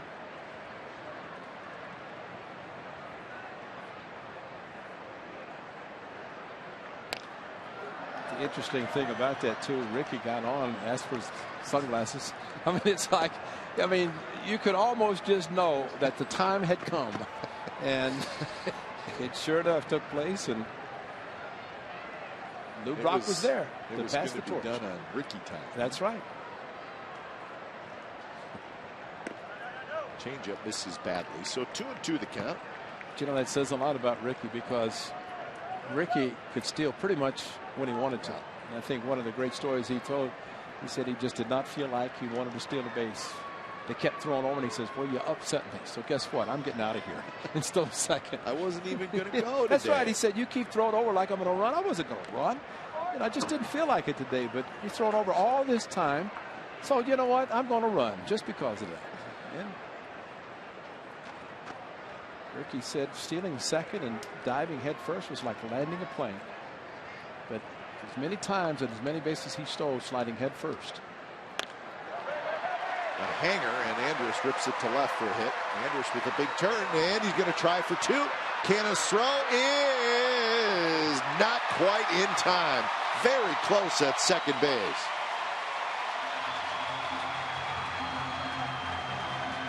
So he never stopped. No. I mean, he didn't slow down. He kept right on digging when he rounded first. Well, the changeup is almost running out of the box when he hit it, and hooked it just enough down in the corner. And Mark Canna circled around it. He has a strong arm, strong throw on the bag. Just the head first slide by Elvis Andrus got the hand in safely. And Mike Silgar did as much as he could to try to apply the tag. Looked like Andrus got in there. Yep. It's his 4th double. So here's Prince Fielder. Now that's the category of a hustle double. And could have been satisfied with a single, but if you run out of the batter's box, great Paul Molitor, who we'll see manage the Twins, said, I always think about 2 when I hit a single. And you think about it running the bases. A lot of times you can end up at second versus just a single. And that hits Andrus. And it goes right to Sogard, who's out in shallow right field. So Andrus is going to walk that one off.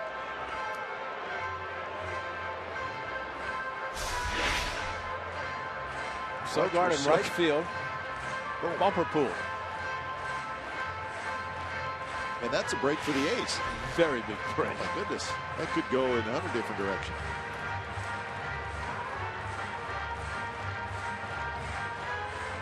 This Marcus Semien playing behind Elvis Andrus, and the throw went to the bag. So it had to go through Elvis Andrus to get to Semien, and it just happened to hit his leg. Prince Fielder with a fielder's choice and a home run. A home run, his second of the year.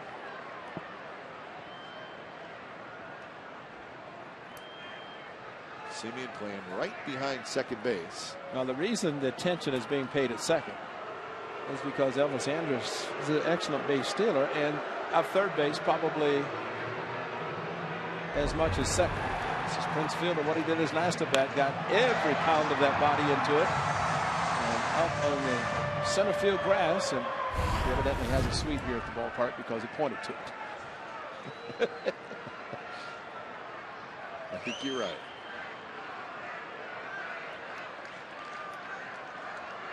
Slider for strike, and indeed Andrus dancing around.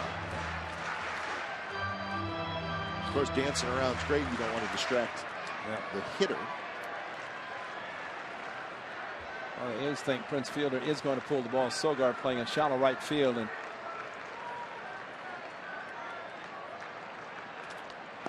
slider there and a good one, and it's 0-2. Beltre in the on-deck circle. He's got a good slider throwing the lefties. He's had a lot of success. Chu earlier before Chu hit the double in his last at bat. Prince Fielder a fastball. He's gone to the slider. Lefty on lefty, and you throw the slider hard. It's tough to make an adjustment. Semien creeps toward the bag, then backs off. And the ball's hit hard to Davis, who stays down on it, steps on the bag, and that's the second out with Andrus going to third. He just barely stayed down on it. I like Davis. I think we all have been very impressed with his play at first base. And this is a very good play. Goes down and actually caught it right at the tip top of the webbing of his first baseman. But he is a picking machine at first and swinging the bat well, using the whole field. And good to see him having a lot of success at the first base bag for the Athletics. So a big out to get here. It's Beltre. 2 outs. Andrus at third. Setting up inside, and it is on the inside corner. Good pitch by Kazmir. Beltre a line to center and a single. Singleton scored in the fourth.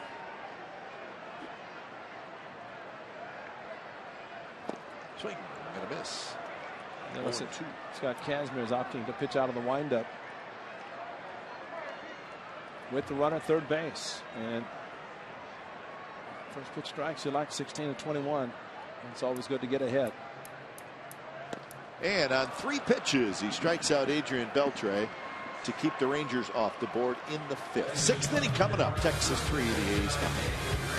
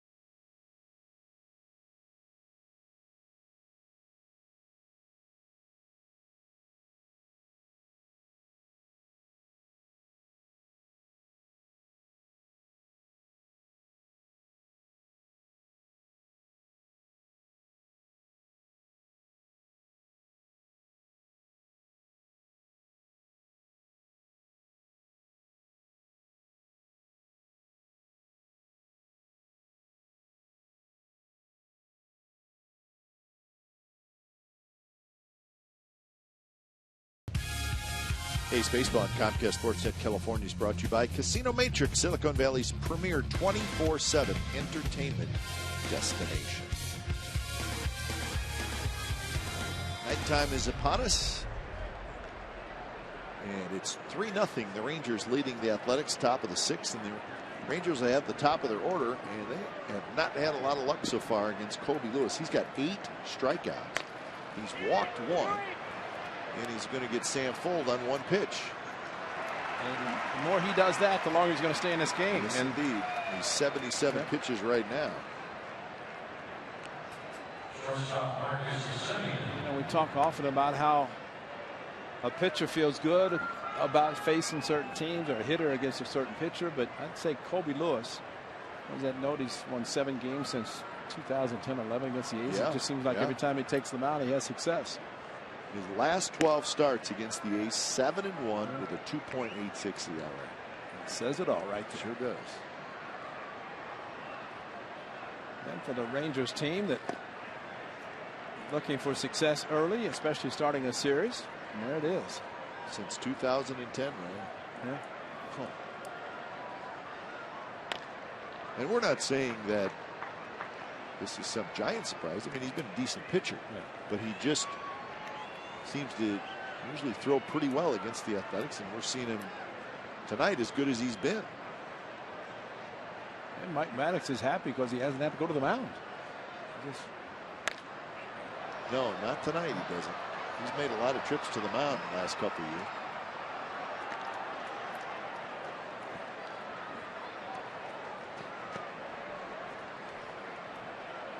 It's one of Nolan Ryan's moves. Of course, Nolan now with the Houston Astros. His son Reed, who's the president of business operations, and Nolan was here, and he liked Mike Maddox so much, and he's with Milwaukee, that got him to come here. Been here ever since. Andrus throws out Simeon. So 2 away here in the 6th. 6 in a row retired by Colby Lewis as he rolls along, and Vogt will hit.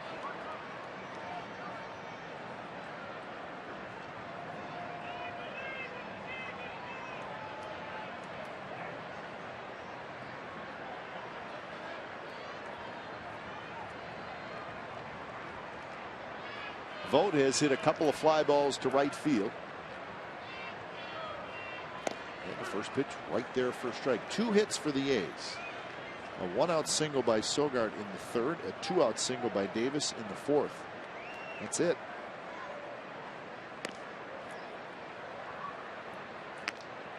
I think Colby Lewis proves one thing, and we've talked about how guys that throw 100 miles an hour but don't know where they're throwing it versus a guy that tops out at 90 but can pinpoint control, just like that slider. Get you thinking about something, and all of a sudden it comes in, looks like a great pitch, and looks where it ends up. And that's all pitches. Torino's holding the target in the middle of the plate, and it's just what's called carving up a batting order. So changes eyesight, slider down and in, and goes upstairs with the fastball. And really, that's just good pitching. It's a matter of doing things with a few different pitches, but putting them pretty much where he wants to. Yeah.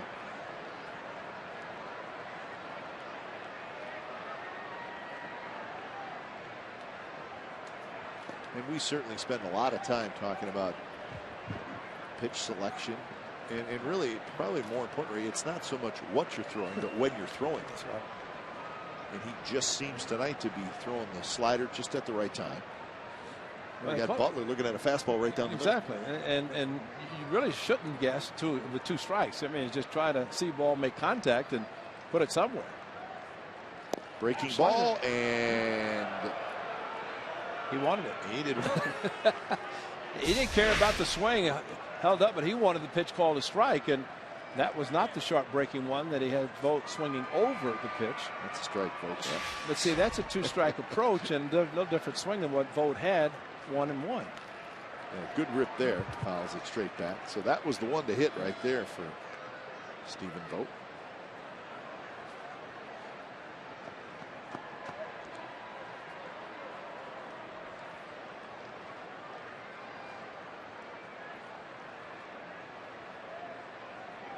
So another 3-2 coming up to Vogt. Here it is. And he missed inside, and Vogt gets the 2-out walk.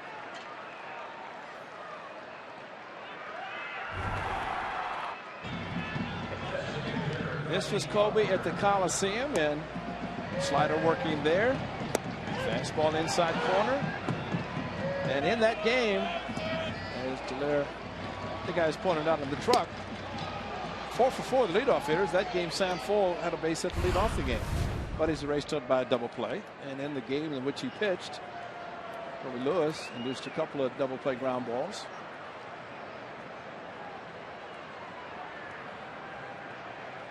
Lewis will go to work on Butler. And Butler swings and misses at a slider. Billy Butler's trying to figure what the heck's going on. You know the point you made yesterday about Miguel Cabrera, and Mike Trout was doing it again yesterday, same way, watching him. That belt buckle. Belt buckle. It does not point towards the pitcher or to the left field. And Billy Butler is doing that. And we saw him yesterday, where all of a sudden he was doing something yesterday, and even that first slider that we have not seen him. And when you're accustomed to hitting the ball from right center, not afraid to get to 2 strikes, that means that that belt buckle doesn't turn to where you can see it.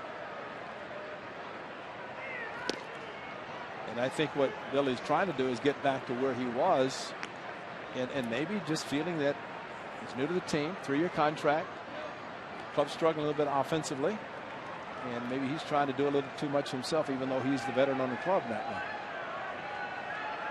Butler 1 for his last 24. No swing. So now he's in a hitter's count. And probably won't get a fastball. It's called no swing by Jordan Baker at first. But this is a curious part here, because he can throw a slider for a strike, try to get you chase, sneak a fastball like he did with 2 strikes, but probably the slider. No fastball. And even that one, Ray, he may have pulled off that one just a little bit. Actually, Chu playing as far off the line in right field as we have seen. Look at him in the corner of your screen. And you see where the foul line is. He is way off the line in right field. They expect him to hit the ball to the gap, which is the jet stream or the jet stream of the past. So now full count. Fastball away indeed, as Vogt will take off. There's the pitch, and it's fouled on the right field line. See, that swing was a swing looking for a slider. Because when the hitter's late like that on the fastball, and that's a good swing actually, because that means he's not trying to jump ahead looking fastball. So he almost took it out of the catcher's mitt right there. See how late the swing is? But that's a good swing. That's a 2-strike approach, which is good. And Billy Butler has shown that.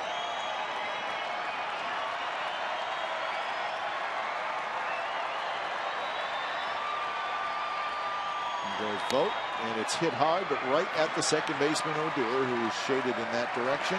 So Butler is retired, and so are the A's in the top of the 6th. Bottom of the 6th coming up. Texas 3, the Athletics nothing.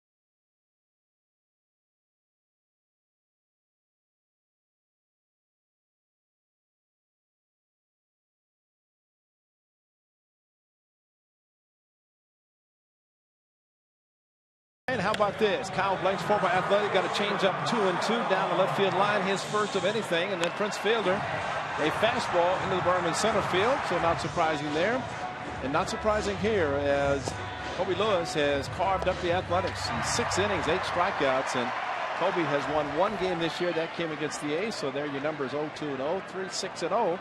And we'll tell you to find out what's possible with AT&T. Call 1-800-PICK-ATT, mobilizing your world. Bottom of the 6th, it's Blanks to lead it off. I guess they're mobilizing that big world across the street, huh? It's the AT&T super place. Man, that's good. Kyle Blanks, good rip there. Fouls it just to our right, second level. Kyle Blanks was with the Athletics last year, and seeing him and realizing that when we saw him with the Padres, he was huge. I mean, he was big. And he looks great, doesn't he? Yeah, he does. I mean, he has still obviously the tall frame, but he was tall and big from head to foot. Well, he was, I mean, with the Padres, he was probably 270 pounds. At least.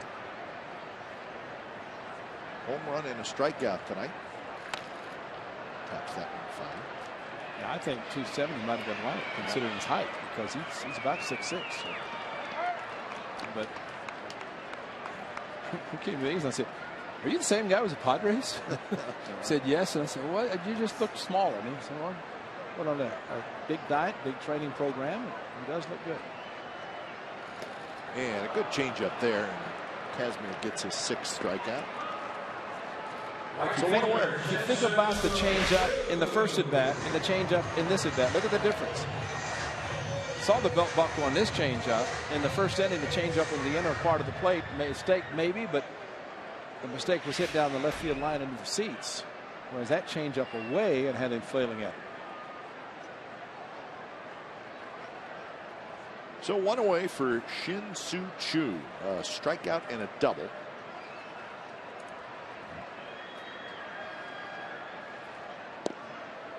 The Astros are winning again. They're leading the Seattle Mariners 3-1 in the bottom of the 5th inning in Houston. Elias and Deduno are the 2 starters, and of course the Astros. Let's hope Steven Vought's okay. He's a tough guy. Well, you're trying to block a ball with 2 strikes or a runner on base. You're trying to get out of the way of this. And that was more of a losing the balance on a pitch that was about a 52-foot one instead of 60 feet 6 inches. Talk about spiking it. But that was one of those that just found his body. He tried to get out of the way, couldn't get out of the way. See, there's like 100 reasons why we love Steven Vogt. Yeah. One of them is, like, he'll ask us, like, after the game, "I looked really bad on that. Did I look really bad?" And he's being serious. It's like, "No, Steven, you did just fine." No, I think I looked bad. I've never talked about his speed or lack of, because that sets him off. A wonderful sense of humor. Good pitch there, 3-2. Well, when his bobblehead comes out, the referee bobblehead, that will be one that huge. They may be lined up out on 66th Avenue for a long time, waiting to get in for that one, because that is special. A talking Steven Vogt referee. Rolled over to Sogai. 2 outs.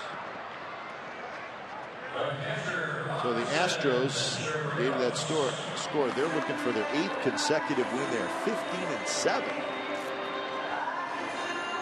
So they're playing great baseball. That's all you can say. Last night, they won in 10 innings over the Mariners, 3-2. Altuve with a walk-off. Jose Altuve is red hot. He's hitting about 360 now. When the A's went into Minute Maid Park on the first road trip, he was hitting 182. That's right. And now we know the rest of the story. So, you know what? I'm going to give the Astros the credit they deserve, because right now they're playing good baseball. You know who else is playing great for them is Marisnik. Yeah. He's got a home run tonight. A center fielder. Lots of talent. Maybe putting it all together. He started the Minnesota on the Sunday Coliseum, and the A's had a chance to win it. Had a hanging curve for a base hit, and almost thrown out at third on a double steal. It was not, though. So we'll keep an eye on that one. It's only in the bottom of the 5th. But thinking of Cincinnati Reds in the 90s. They went wire to wire. And you have some clubs, the Tigers in '84, wire to wire. It means they started in first place at the beginning of the season. They won the World Series, wire to wire. But it's rare that a team plays that hot an entire season. You just don't see it that often. Now, Tigers in '84 started out 35-5. But there's going to be that down spot in their season. You just don't want it to be too long. Exactly. That's what they will try to overcome if and when it does happen. 2-1 to Chirinos. Remember last year, around June 1st, everybody was talking about a Bay Bridge World Series because both teams were playing so well, and both teams went on hard times.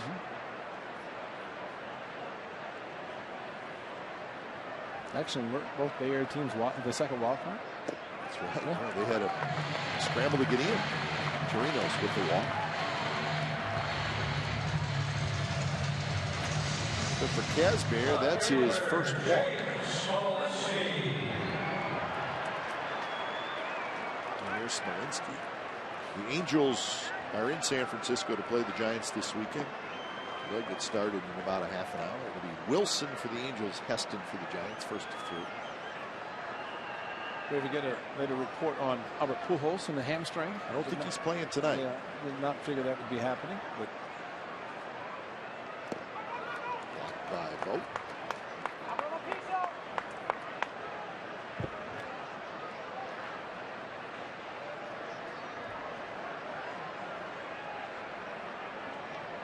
Another starting pitcher is headed to Tommy John surgery. Homer Bailey of the Cincinnati Reds, the latest to go. Abad starts to throw. It's a huge contract before last season. 6 years, $105 million was the contract that Homer Bailey signed. 10 games under 500 career. That's who he was. And this is year 2 of that 6-year deal. And Tommy John surgery. If he had the surgery now, as he's going to, then you're looking at probably mid-season next year at the earliest. If everything goes if extremely everything goes, because you're looking at least 12 to 16 months. Yeah. And that's why it was imperative almost that the Rangers and Darvish going to the knife immediately, so that maybe at worst he loses this year and not next year. Let's talk about him trying to rehab for 4 months and then thinking about it. Well, that would have wasted 2 full seasons. Smolinski takes a stride. Tommy John surgery. Never thought that a crafty left-hander's name would be so prominent throughout baseball for all these years. Tommy John.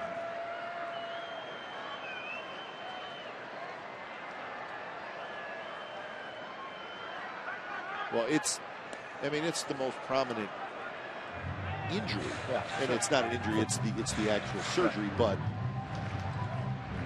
And really, you can't say just pitchers, because Matt Wieters had it. And some say that maybe that was a result of the pitching when he's going to college. But it's a catcher who is returning from Tommy John surgery. Mike Davis by the seats, not quite enough. Yeah, just from a baseball injury standpoint, that's the phrase used more than anything. Tommy John surgery.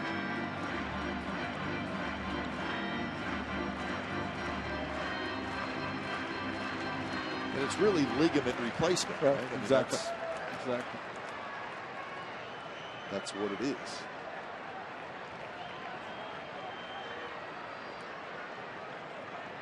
Two and 2 to Smolinski, giving Kazmir a good battle here. Pitch number 97 coming up. Change up, and Smolinski laid off. Smolinski's got that lift in his swing, kind of like Adrian Beltre a little bit. Beltre, a very smart hitter. And Smolinski, kind of a lift. Just like Ian Kinsler now with the Tigers, but kind of leans back on the back foot. And uppercuts a lot of different pitches. And he lines that one toward Canna. Canna hustles to his right, makes the catch, side retired. We're headed to the 7th. Mike Davis is going to lead it off. Rangers still leading the A's 3-0.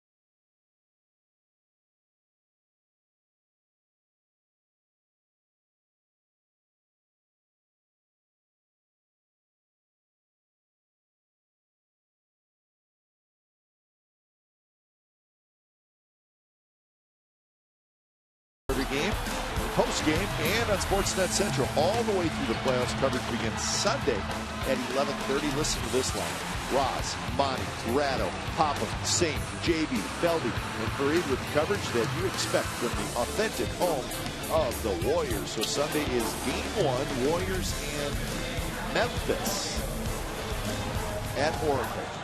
So we're looking forward to that. Here in Arlington, 3-0. The Rangers lead top of the 7th.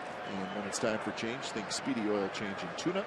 It's your oil change, tune-up, and brake experts.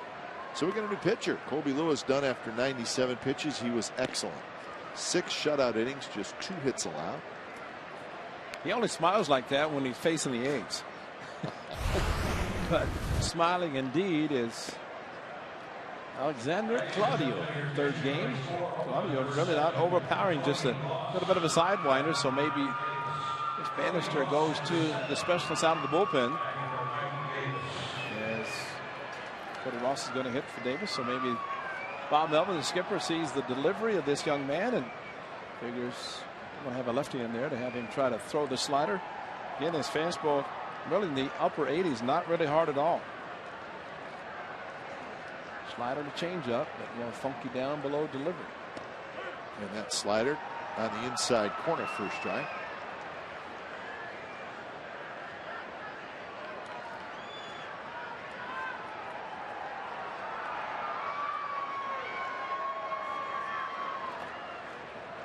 So Alex Claudio. Well, one thing for sure, if you're a hitter, the last thing you should do is watch his delivery, because he is throwing arms and legs and not a lot behind it. So talk about deception. That's deception. The definition of herky-jerky.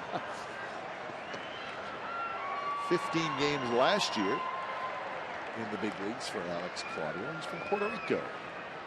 A crafty, herky-jerky lefty.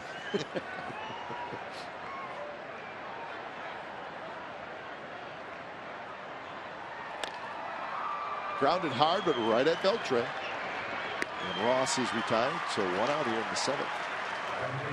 Well, for my partner, Sunday, May the 17th, when the A's take on the Chicago White Sox. They're called the Pale Holes, but 15,000 fans will receive a pair of A's-branded mustache socks driven by Chevrolet. Get your tickets now by calling 877-493-BALT or visiting athletics.com/tickets. And you can get those mustache socks. Understand you got a new pair of socks today. Yeah. Vinny bought me a pair. My good friend Vince Catronio from the radio side. What was on the socks? Well, I think it has to do with maybe where I like Wisconsin? Wisconsin. Beer to brat? It had beer mugs and pretzels on them.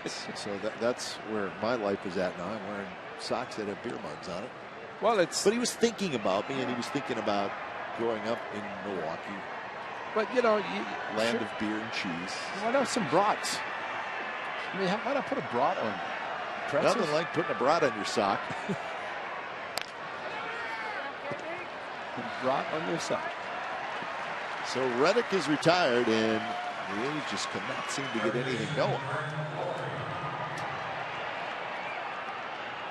So here's Laurie, who has struck out twice. So you're happy that Lewis is out of the game, but you want to get something going against the bullpen.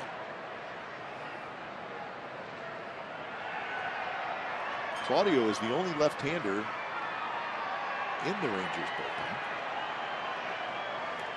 Called up on Monday. And Laurie got a pitch to hit there, fouled it back.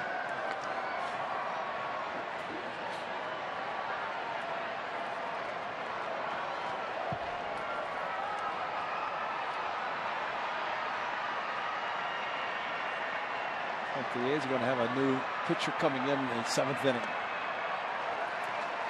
Someone continues to warm up. I think you said Abad earlier. I don't know if he's still there. There's lefty, so it is Fernando Abad. Scott Emerson, one of the A's new coaches, now the bullpen coach for the A's, as he lets the pitchers know who's due up, as he has his. He keeps score like all of us. Yes, he does. Andrus gets a good hop, throws low, dug out by Blanks, and Claudio has a 3-up, 3-down inning. We have reached the 7th inning stretch from Globe Life Park in Arlington. 3-0 Texas.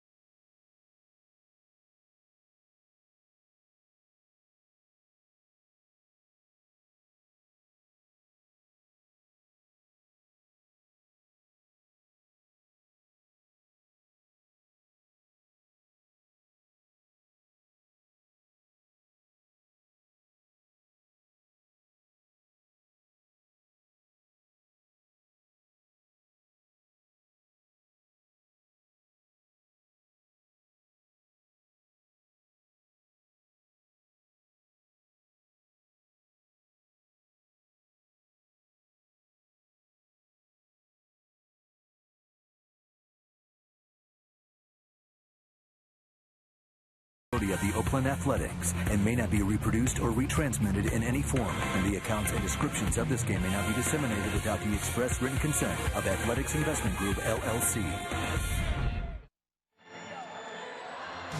A's Baseball on Comcast Sportsnet California is brought to you by Toyota, Let's Go Places, and by Xfinity, home of the most live sports.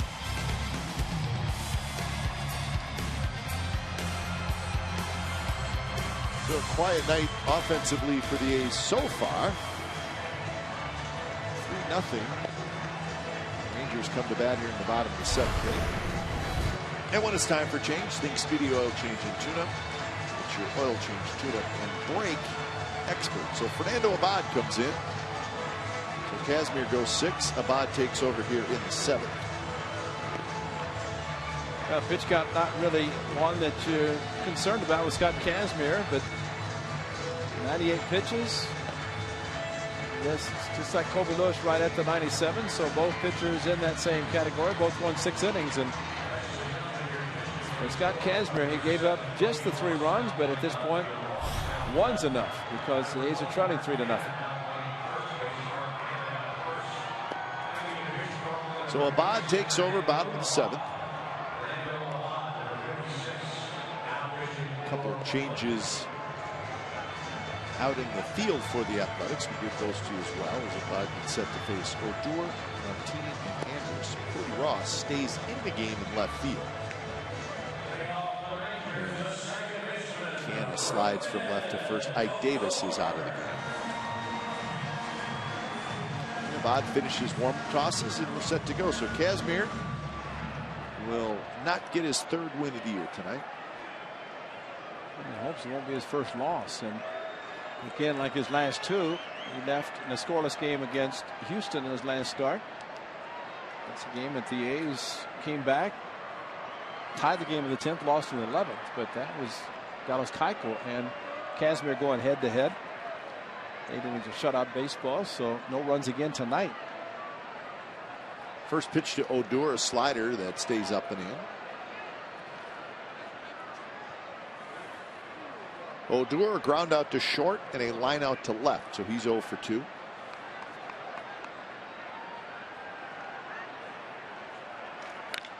And that one is hooked fair down the right field line, and Odor can run. Reddick's got to scramble after it a little bit, and Odor is going to have a sliding triple to lead off the 7th.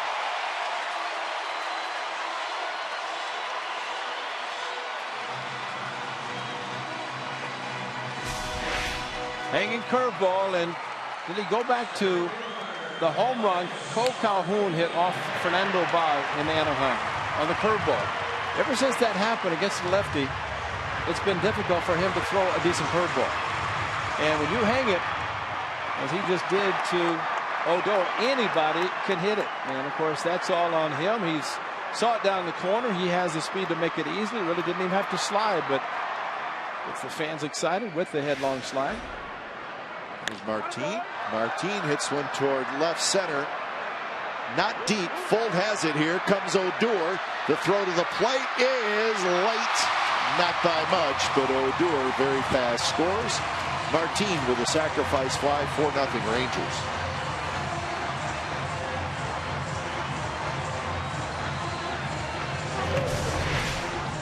On this location, and while it was not hit that deep, a little confusion in the outfield. Sam Fold kind of stutter stepped a little bit, and for him to be a left-handed thrower means the glove, and then he had to kind of wind up a little bit. That's a very difficult play for a center fielder to have to go to left center to make the play. But on the other hand, Cody Ross, right-handed hitter, left-handed thrower, and he would have been going over left center. It just did not work out, especially with the speed of Odor at third. So an insurance run here in the bottom of the 7th for Texas as Andrus hits.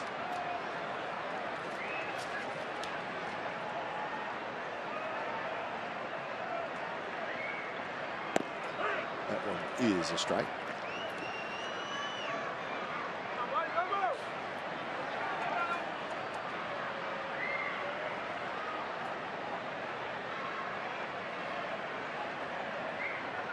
Andrus has a double. That was in the 5th inning. He has also popped out, and he has flied out. He's 1 for 3. A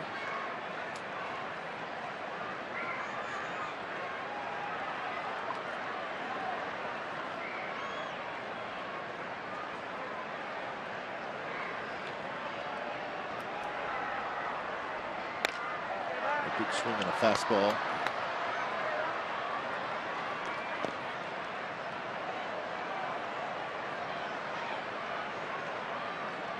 Amazing to see some hitters how they wait so long before they start to do anything. And pretty good fastball to hit 2-1, yet Elvis Andrus has his little setup, and then he kind of moves late and swing and a miss there. But boy, you'd like to see some hitters load up a little bit earlier and be prepared to hit pitches that are hittable. And ended up asking Paul Lemmo if it was a strike. Change up from Abad outside, probably wasn't a strike. Fooled him though. Opposite field hitter, yet that time he opened up like he wanted to pull it.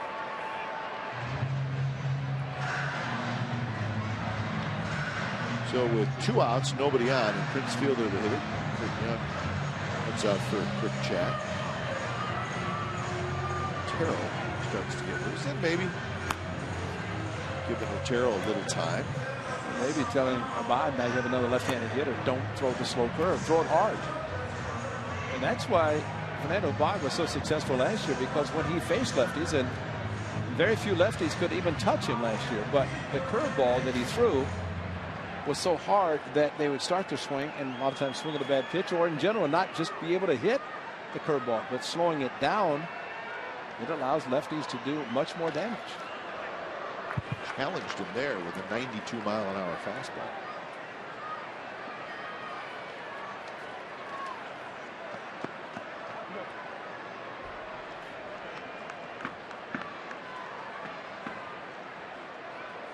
Fielder has a home run that was in the 4th, and he slices that one down the left field line. Ross over, can't get it. It's a fair ball, and Prince Fielder has an opposite field double. So pretty good hitting by Fielder tonight. A home run to center, a double to left. Hanging breaking ball, and see how he waited. And really, that's just the difference of the velocity in which the pitcher throws the breaking ball. Pinch runner for Prince Fielder with 2 outs in this inning. Bob Melvin's got to make a pitching change for Otero.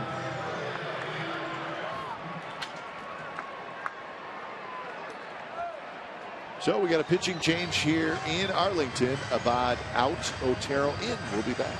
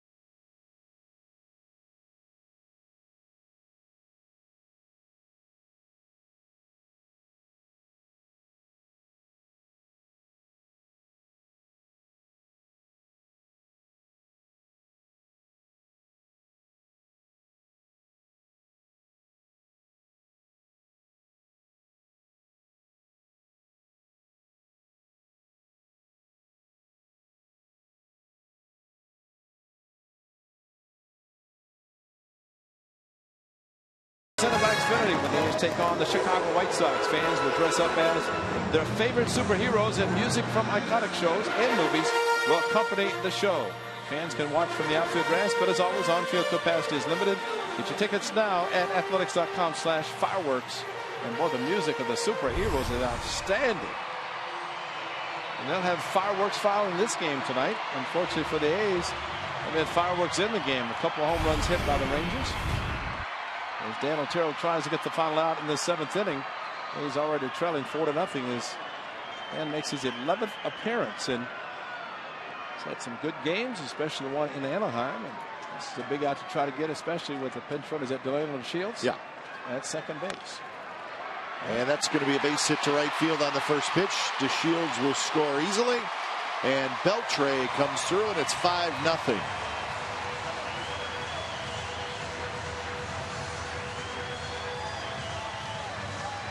It's amazing what's happened to the A's this year. And pitches come in and they get the ground balls.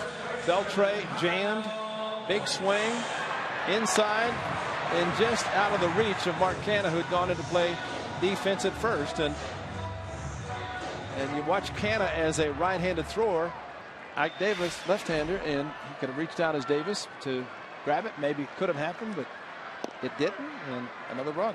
How about this, Ray? Adrian Beltre came into tonight's game with 2 homers and 2 RBIs. Yeah. That's his first run-scoring hit that wasn't a home run. That's right. He was 1 for 12 with runners in scoring position, and that one hit did not drive in a run. This one did. So you talk about a slow start. Well, and that's why I didn't want to mention the batting averages for the lineup tonight, because you knew something like this might happen, and it sure has. But I mean, Kyle Blanks, granted, he's not been here that long. He was in Oakland when they came in, but his numbers are all 0 before tonight. Laurie drops, picks it up, fires in time. Side retired. Couple big insurance runs, 2 runs on 3 hits. We're going to the 8th inning. Rangers now leading 5-0.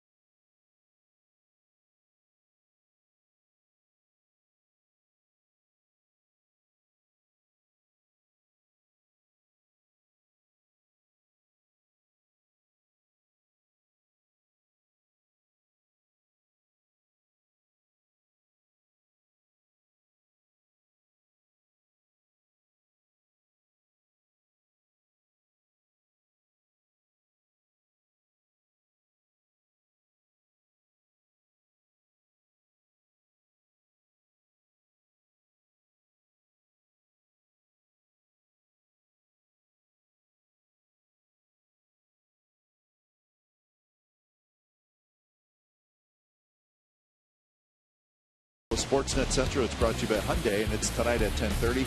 And it's over on our sister station, Comcast Sportsnet Bay Area. We'll have all the highlights from this A's Rangers game. Complete recap of Raiders and 49ers draft on draft day 2, rounds 2 and 3 today. And the Warriors get ready for game 1 against Memphis. And then Fareed, Dave Helgen will host Sportsnet Central. Here in Arlington, 5-0. Rangers lead, and it's the 8th inning. A's running out of time. So they're going to face a new pitcher, Sean Tollison. Canha swings at the first pitch and drives one to deep right center, and it is gone. Canha going the other way, and the A's are on the board.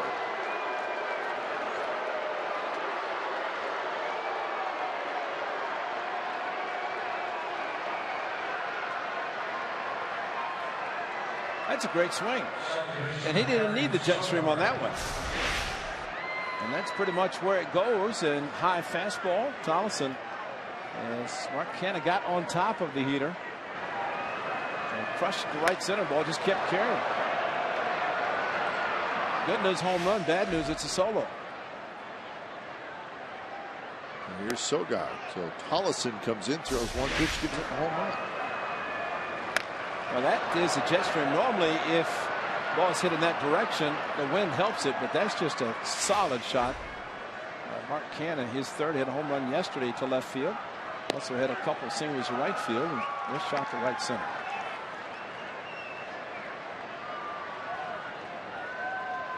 Sogard with full to follow. So now 5-1. That's the 19th home run of the year for the A's, and this is game number 24.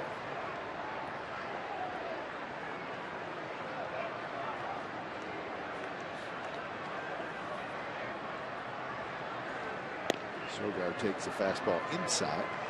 Tollefson's become a pretty good reliever, valuable guy now for the Rangers. 10th appearance already, 13 strikeouts in 9 1/3 innings. He was good last year, and he's the 8th inning guy now. Up the middle, and Sogard has a base hit. Well, the A's had the magic of the 9th inning yesterday afternoon, came up a run short. Tonight they're trying to do it again in the 8th, and pretty good hitting by both. Sogard right back up the middle.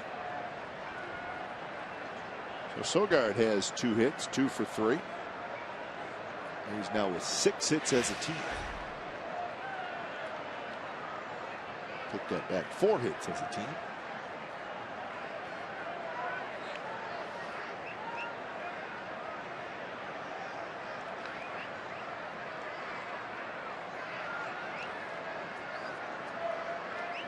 So Fold will try to keep it going. Beltre comes in on the edge of the grass. And the first pitch to Fold is a strike. Sam is 0 for 3. Reached on a fielder's choice in the 3rd.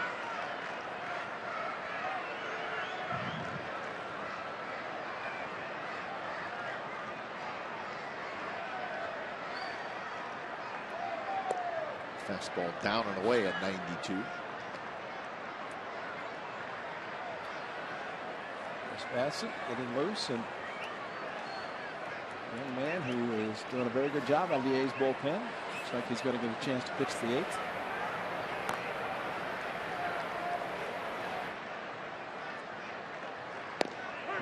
Strike with a fastball. So pretty good pitch by Tollefson.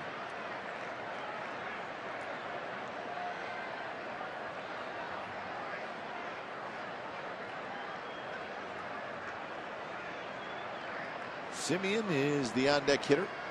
Outfield shifted around toward left for Fold.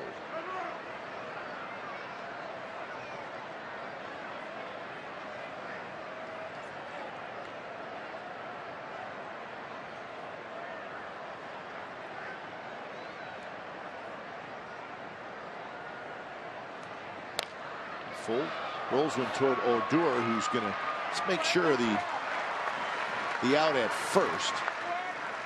He thought about second, and then probably made the right choice by just going to first.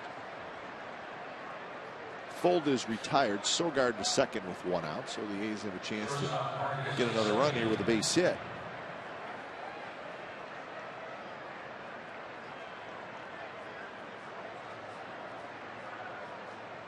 A couple of strikeouts and a ground out for Marcus Simeon.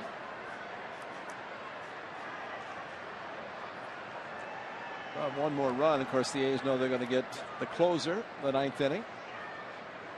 That can also help the Athletics, because you never know the way they have played late. And I think at least yesterday, even though they did not come up with a victory, played right hard to the end, and that's what the manager liked. But I think the manager likes to see more W's.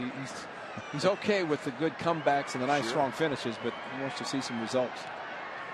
And the skipper has taken all of this personally, and he said, he wants so bad to win for the great fans in Oakland.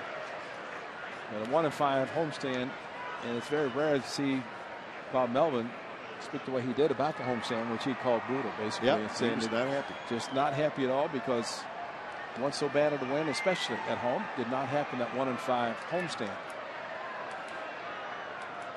But you know, every year Bob Melvin's been here, it's been kind of a different cast of players that he's trying to mold into a successful club. And this probably, in the years that he's been here, this is probably the youngest group that he's had. And maybe his biggest challenge. Right. 12, 13, and 14, while there were new players, there were more of the veteran type, or at least older players. But you get some rookie players, young players, and put in situations, and it's a learning experience for them. We've seen Mark Canning, a couple of pitchers in, Jesse Hahn, and Jesse's pitched well. You have Marcus Semien, relatively young player playing shortstop. But you know, they're going to get better, and that's the whole thing. It looks like it's a good club to start with, even though it's young. But they will get better as time goes. So now the count even to Semien at 2-2.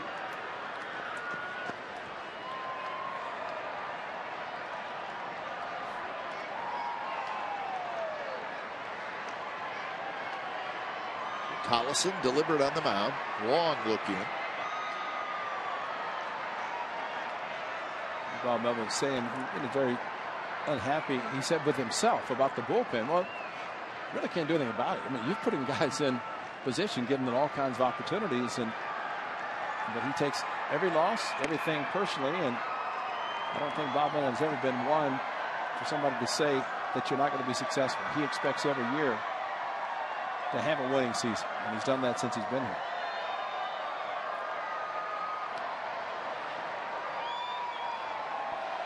And Semien has a very fine at bat, and he gets the walk. So Mike Maddox will make a visit.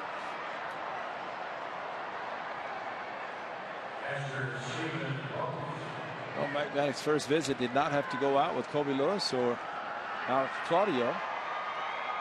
It's the reassuring right hand. Right there. Nice one. It's good. I just wonder if Tollison would say, but I'm right-handed, Mike. Yeah. My other shoulder's the one that's a little tight.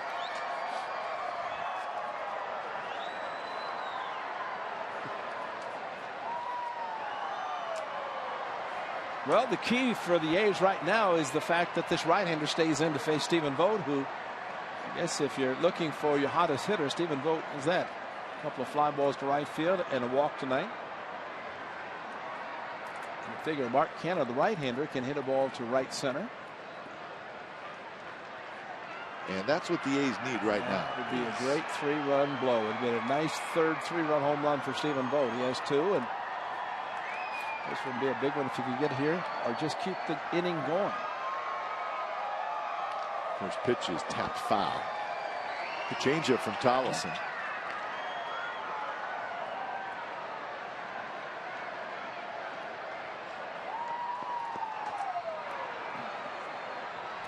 Vogt leads the A's with 15 RBIs.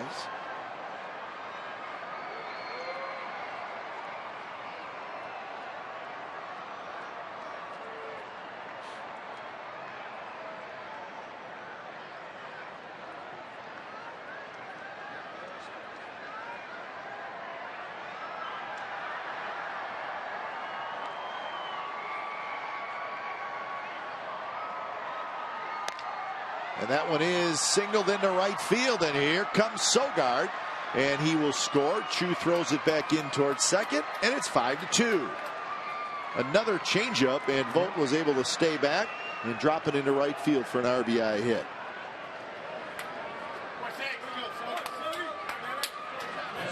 Sogard up the middle.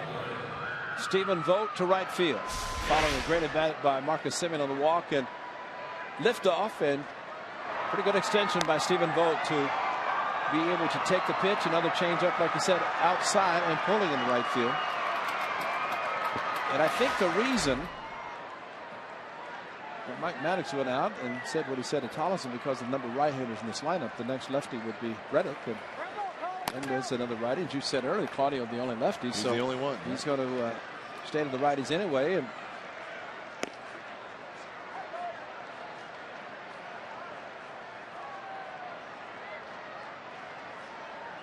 So Billy Butler trying to keep this inning rolling along.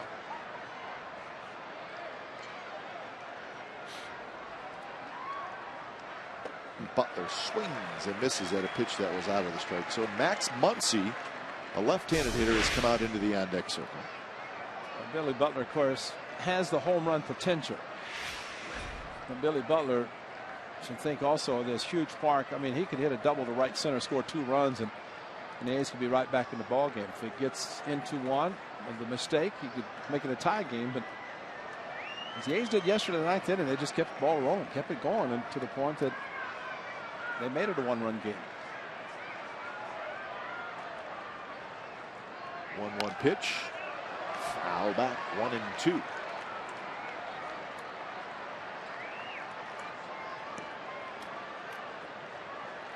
So 3 hits and a walk in this inning, one of them a home run. The A's have scored twice. So Muncy on deck.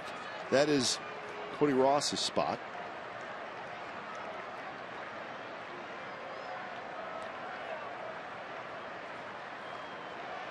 One, two. Foul back just to our right.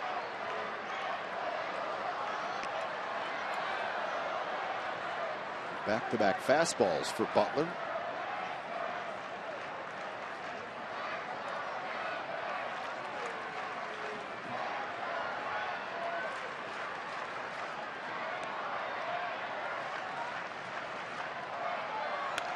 And again foul back, and again a fastball. That one looked like he was trying to get in on Butler.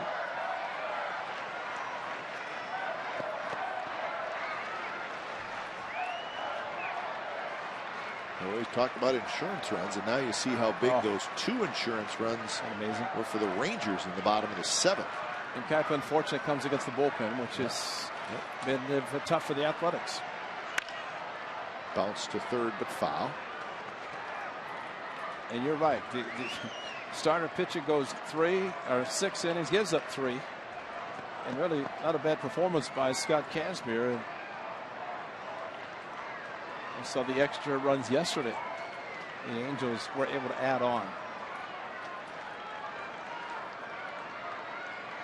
So another 1-2. Here it is. And a good breaking ball. Butler took it, and it's called a ball. So 2-2 the count. I think Billy Butler had to be thinking all these fastballs, I'm eventually going to see another breaking ball. This curveball, not a bad one. And where Trinos caught it, height-wise might have been okay, but like you said, outside. And that breaking ball in for strike. Started, he could not pull the trigger. You could see he started, and the frustration for Billy Butler. Start, buckled his knees, and that is the key when he buckled his knees. Right there, he had no chance.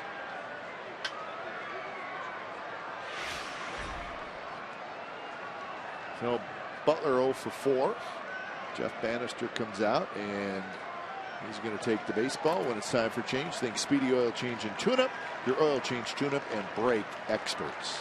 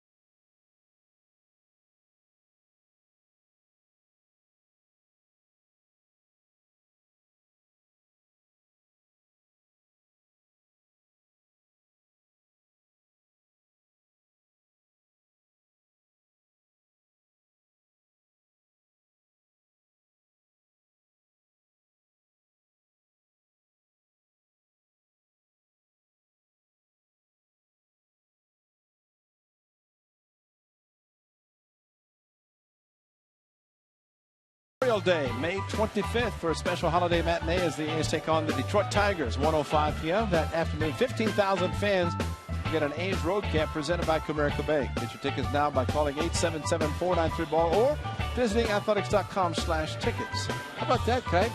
Comerica Park is where the Tigers play. Comerica Bank is going to sponsor a giveaway with the Tigers at the Coliseum. How about that? I got it. Yeah, I just figured that out. Comerica I Bank. would not have figured that out. That's what you're such a great partner for, right? The A's have seen this young man, Roman Mendez, and I guess the old numbers as Max Muncy gets an opportunity to try to keep it going. Muncy takes inside. So Muncy hitting for Ross, who hit for Davis. Max Muncy, a local young man from the area. I think Jerry Fraley, one of the writers for the Dallas Morning News. Was asking, so, yeah. Max Muncy's going to get in the game from Keller, Texas. Had a big opportunity yesterday, gets another one tonight. Pinch hit opportunity in the ninth inning yesterday and flew out to left field. They're shading him that direction. A patient hitter, as we have seen. And sitting in a hitter's count, 2-0. Mendez. The pitch. And that one's right there for a strike. So 2-1 the count. First major league hit. Scott Feldman right back up the middle at the Coliseum. Max Muncy, first hit. Of course, the big slide into second base. Eric Farrell, there's the authenticator. Dominic was there authenticating that baseball. 2-1 pitch. Fastball away. Now 3-1. And Reddick is the on-deck hitter.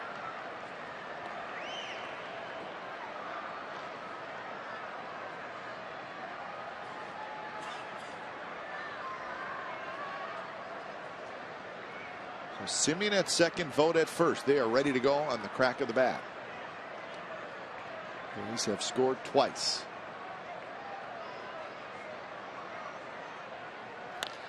And this one's popped up. Beltre over, and it'll be into the seats. So now the runners will be off on the pitch. And you can see why Muncy hits the ball in left field a lot, just because of the length of time in which he waits. And when the ball gets on you that quickly and you know it's a strike, but the 2-0 is the one he should have said, I'm going to get it, I'm going to put it in the seats. Let her rip. You know, and that's the load. And the load is basically getting yourself started. So when you get a pitch that you're looking for, you don't wait. Now, waiting a long time is good because you see a lot of pitches and maybe you walk a lot. But boy, at a time like this, the short right field porch, see if he gets the same fastball as he got 2-0. Runners move, and another foul ball back, and a fastball. Had a good rip at it.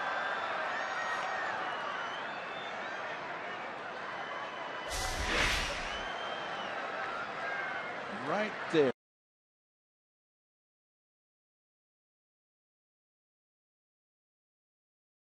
The young man's got a few butterflies in his stomach and coming back here, and great to see him come through.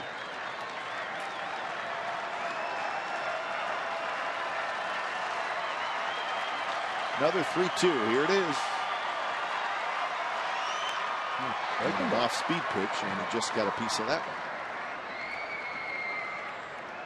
one. And waiting a long time, that's where it helps with a breaking ball, because you could gear up for a fastball and swing over the pitch, but he's able to foul it and stay alive to get at least another pitch.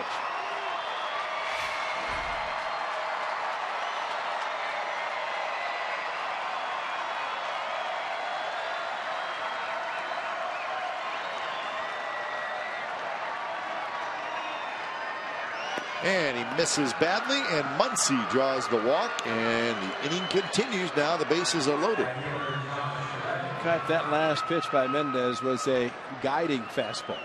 It wasn't a, I'm going to throw it hard. It's like, let me throw it for a strike. And the ball just ran away, and now he faces Reddick, who, Josh Reddick, hot like Stephen Vogt. Watch this. He said, he just got it, opened up, flew open, and screamed in his glove like the glove had all to do with it. So now things are real interesting. And I'm going to leave Mendez in there.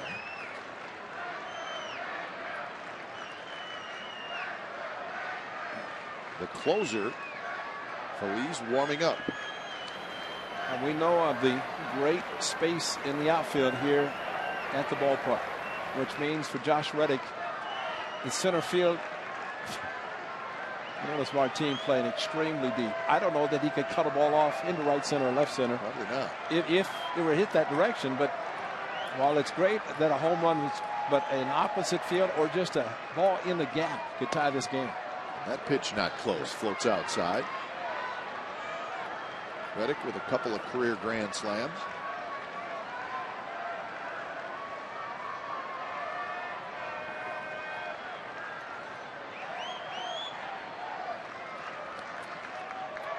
Reddick tonight 0 for 2 with a walk.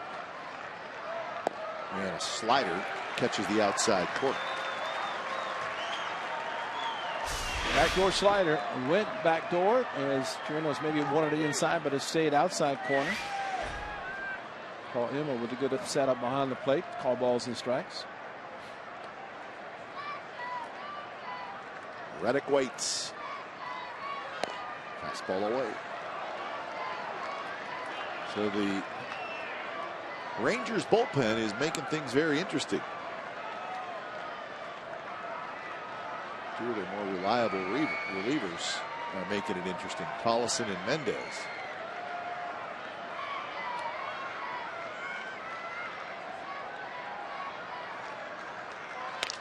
And there's a line drive, base hit center field. 1 run scores, 2 runs are going to score, and it's 5-4. Man, if there's ever a time to dive for a ball, that was it for Elvis Andrus. Unfortunately for the A's, he did not, because the ball got under his glove. And Jeff Bannister is going to make the trip again, but the hot hitter again, a breaking ball, did not break, shattered his bat. Elvis Andrus going up the middle and just kind of reached for it. Watch this. Look where he's playing. The ball looked like it's going to be right to him. And he did dive late.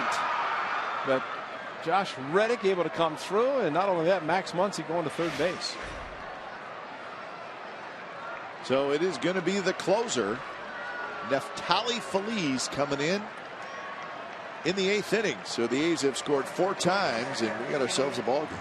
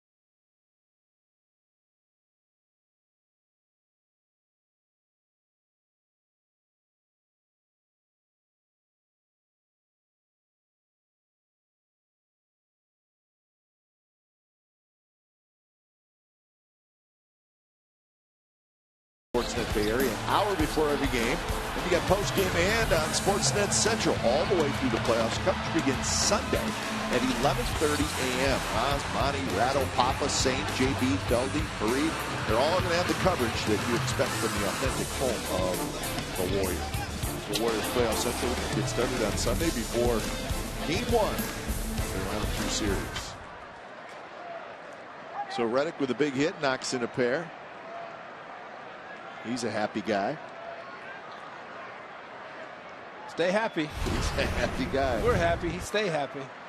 So here's Phillies. He's the closer. Couple saves this year in 3 tries.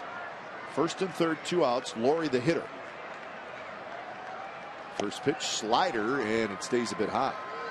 Boy, that's a hanging. That could ball could have ended up in the new Jack Daniels new restaurant or whatever that is in left field. 13 straight scoreless appearances versus the A's. Closer, starter, closer. Still young.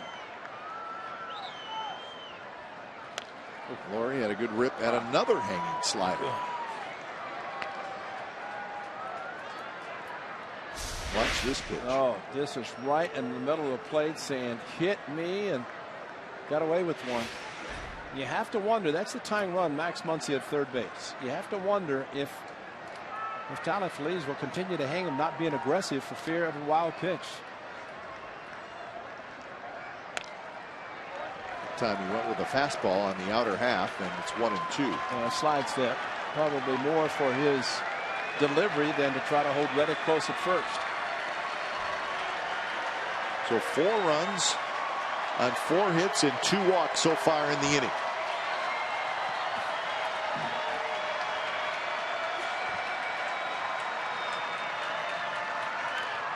And a fastball foul tip. Chirinos got rattled a little bit.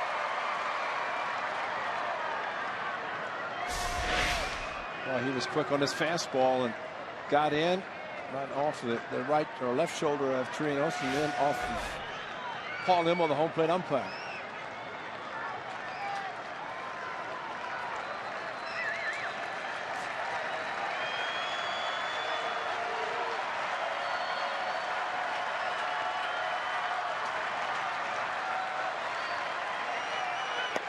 Slider way outside. So 2-2 to Laurie. Takes a long look down at Mike Gallego, who is giving the RBI base hit sign. That's the only sign to give.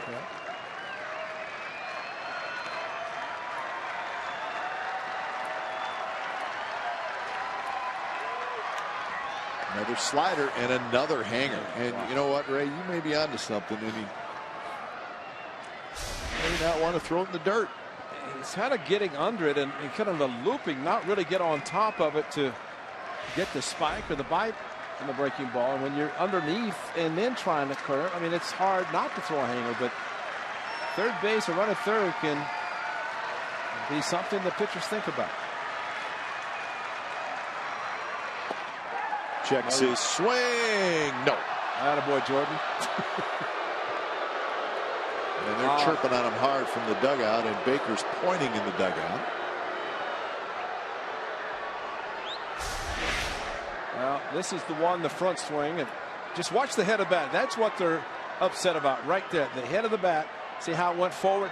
There are times the umpires will call that. And yeah, 2 clubs struggling to win games, and guys a little bit upset. 3-2. Reddick goes, and the ball's fouled to the screen again. What a battle here. And as much and many times as Brett Laurie has seen breaking pitches, he almost has to be protecting, trying to think about it. And the most important thing is not to swing a slider off the plate out of the strike zone as he almost did. He may not get the same call again with Jordan Baker.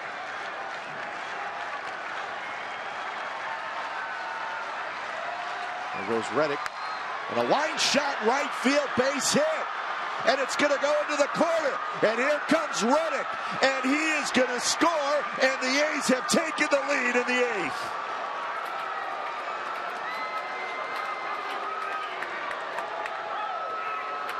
That was one heck of an at-bat. That was a fastball, almost an Emma Gaddis type hit. As it was a fastball up in the eyes. Look where this location is. And what Brett Laurie did with it. Got on top and roped it down the right field line. And when he makes contact, the ball can scoot. And it scooted past 2 and right. And with the 3-2 count, Josh Reddick on the move, scoring easily. And that is a great piece of hitting. Ball slicing away. And unbelievably, the A's have scored 6 runs. Might as well just get greedy, go back to Cannon, get the 7th, get some insurance. Back to the man who started it all with a solo opposite field home run. Hey, you really could go back to the Muncy at bat where he worked the walk, because at that point, there's 2 outs, and you're down by 3 runs. And Muncy got the walk. That's a great point. And a patient for a rookie. And first major league hit Saturday. Here we are 6 days later. Maybe the at bat of his life. Canna takes a slider low. And Cap, you know, one of the things, and Brett Lawrie, you just cannot say enough about this at bat. And the thing that's impressive about it is that he was maybe thinking slider. To hit a fastball the way he did, he had to be thinking they're going to keep throwing me sliders. And Bob Melvin saying, "Come on, Red." And I don't think there was any doubt he was going to score. Big swing by Canna. So 1-1 the count. He was trying to hit 2 in the same inning. We kept us thinking about Francisco Rodriguez. The many years he pitched for the Angels, set a record for most saves. When he had a runner at third, that spiking curveball, which hitter swung at wildly, most times was not a strike, but he wouldn't throw it because of that possibility. And I think this is a blown save for Phillies. A tough save anyway. But allowing the run from third to score, had it been on a wild pitch, it's still a blown save. And maybe that was just enough. Mark Canha, fastball against Tolleson to right center. 407 right center. One heck of a swing by the rookie. Rule 5.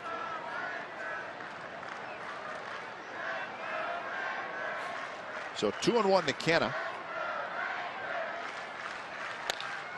Grounded, base hit center field.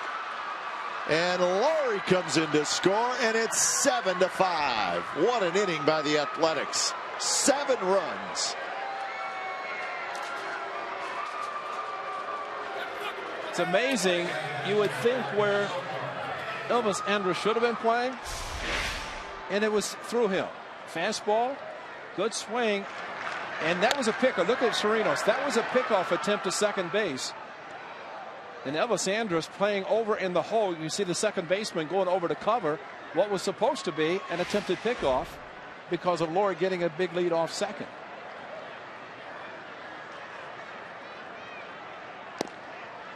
So Canha with the big hit.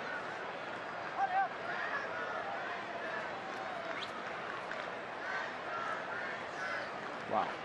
2 RBIs in the inning from Canha, and here's Sogard.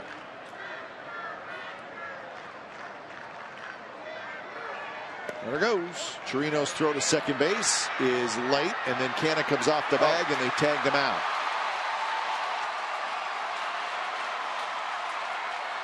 And Canha may be saying he pushed me off the bag, or he pushed my foot off the bag. Well, he looked like he beat the throw.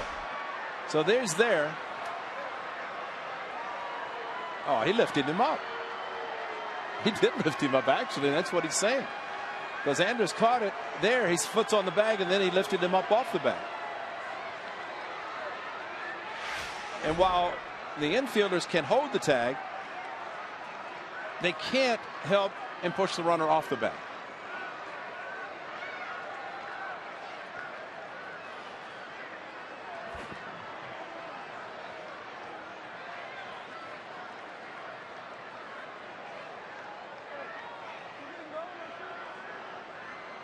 Bob's saying, "Hey, I just want you to look at it." Yeah. And he has to, doesn't he? I mean, well, or you could challenge it. Well, that's what I mean. Yeah, and they are going to, or the umpires are going to talk. But if Bob Melvin said you can't allow the infielder to push his foot off the bag and then hold the tag, maybe he's trying to avoid a challenge, but.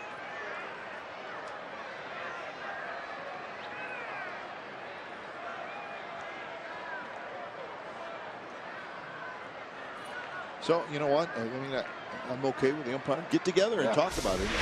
But see, he keeps his foot on the bag. He's okay there. He's okay there. And he starts to go, and then Elvis Andrus basically lifted his foot off the bag.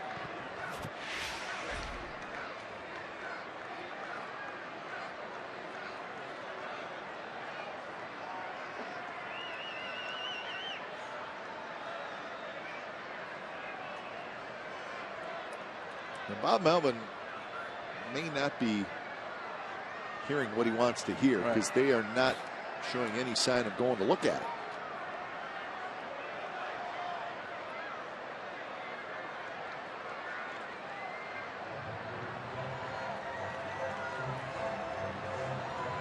Well, they are going to look at it. All right. So they'll take it. So they'll check it out, see what they see back in New York. Cap, you said it many times, and you're accurate as far as when you make the tag, you hold the tag in the event that runner slides off the bat. Now, see, they're showing it, but they're not showing. Maybe they will show him lifting, but see, right there, he's on it, and you see how he brings his glove up. He's basically taking his glove and pushing his foot up off the bat. Now watch this right here. His foot stays on, and right there, watch this. He lifts him up. He's under the glove. He's not on top. If you're going to continue the tag, you stay on top. He got under and lifted him up. They just showed it up on the big board. And Bob Melvin put his hands up and said, and they're calling him out. They're going to come over and explain it to Bob, and you can read his lips. He said, that's a bad call.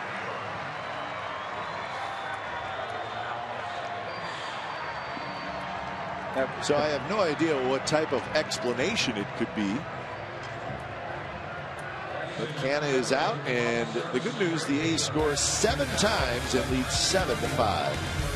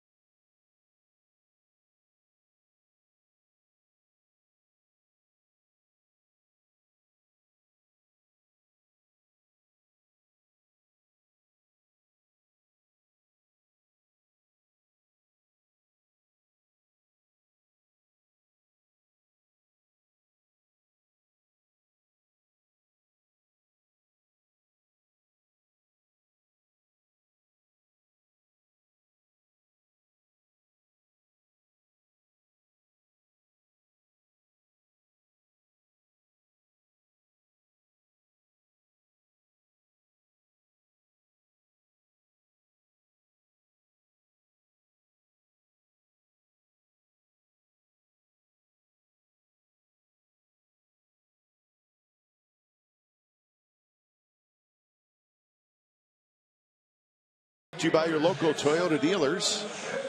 There's the big 7 spot for the A's. They now lead 7-5, 7-8-0 for the A's, 5-9-0 for the Rangers. Casimir goes 6. He's going to get a no decision. Kobe Lewis pitched well.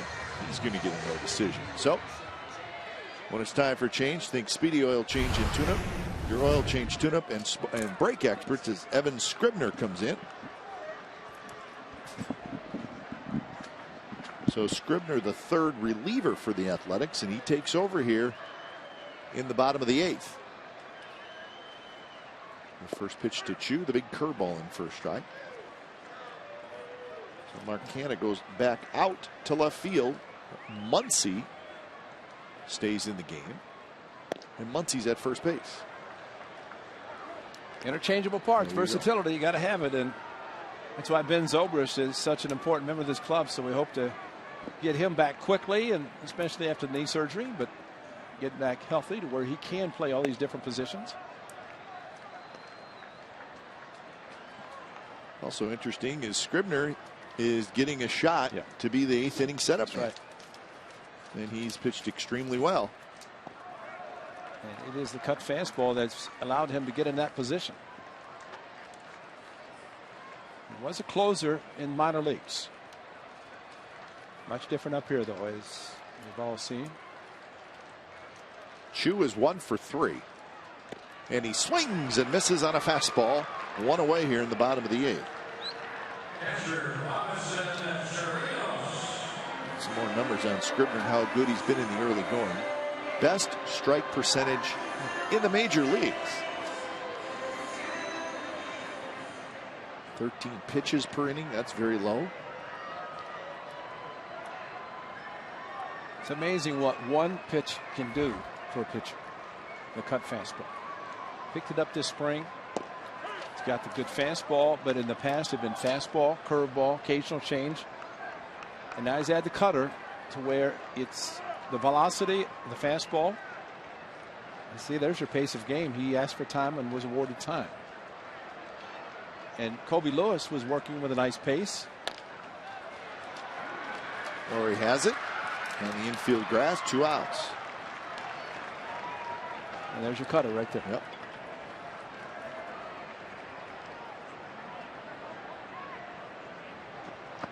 Touched a little movement away. Yeah, the cutter, see that ball just, takes something off of the velocity, but the movement right at the last instant, and hitters just are fooled with a little bit slower velocity, but also with the slight movement going away. So we got a pinch hitter for Smolinski. It's Carlos Peguero.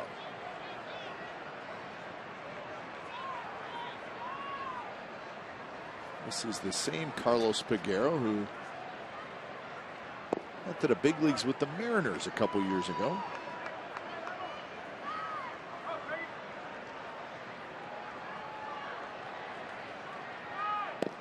Fastball just a touch outside, so he's hitting for Smolinski, and Tyler Clipper starting to get loose.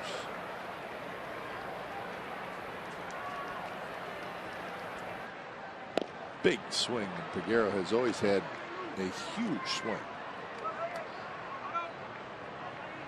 And for this to be a 2-0 count, and for Scribner to do this, just rear back and throw a fastball and get it by him with a big swing. Just missed outside again, so 3-1 the count. Odor would be next.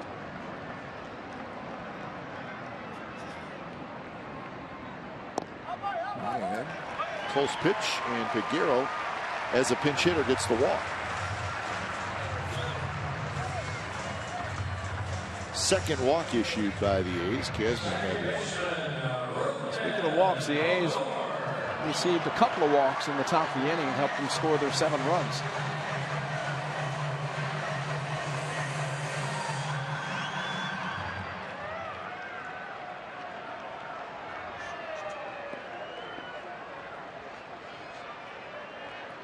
So Odor steps in. He tripled and scored in that 7th inning.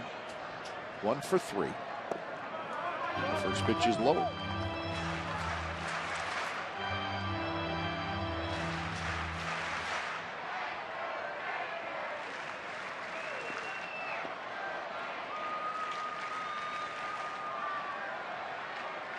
Odor is also grounded out, and he has lined out.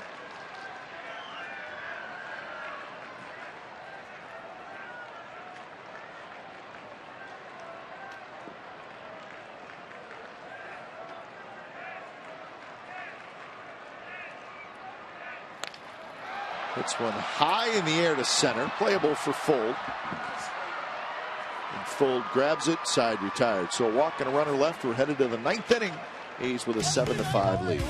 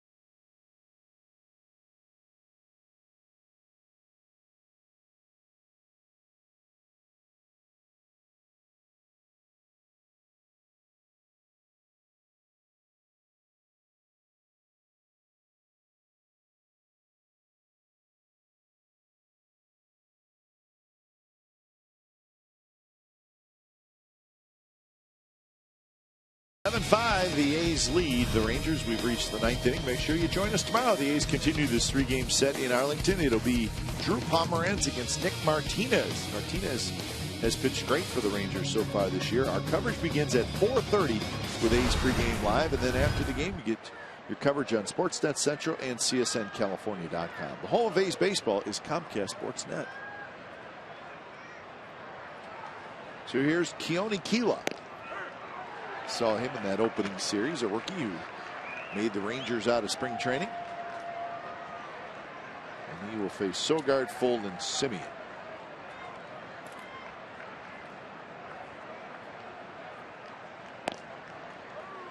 Ray, the Astros won again. They held on to beat the Mariners 4-3. And Houston has won 8 in a row, and they are now 16-7. So Astros beat the Mariners.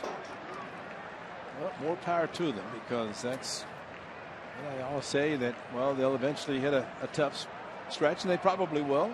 It's very rare that clubs don't, but off to a great start. They not only finished April with a very good record, they start the month of May doing the same thing, winning a close game. Sogard lost one to right center. Chu was there. So 1 away. So quite a development tonight at Fenway Park. The Red Sox and the Yankees were tied 2-2 in the top of the 8th inning. Alex Rodriguez was not in the lineup tonight. So Joe Girardi sent him up there as a pinch hitter, and he hit a home run. Number 660. So he's tied with Willie Mays. And the Yankees won the game 3-2. So how about that? Well, and they're playing good baseball too. Yes, they are.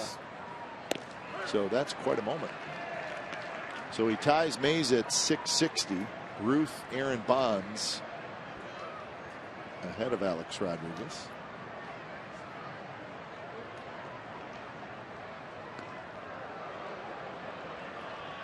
Still trying to figure out the line scores on the Rangers bullpen guys. It's not that easy. But I got for Tollefson 2/3, 3 full 4 1 1. That's exactly right. Yeah. Mendez 2 batters 1 2 2 1 0. That's and Phillies 1/3 of an inning 2 1 1 0 0. That's right. What's that guy next to you over there with the striped shirt? Isn't he supposed to be doing all that John, stuff? our stat guy. He's helping us in many other areas. Oh, of course.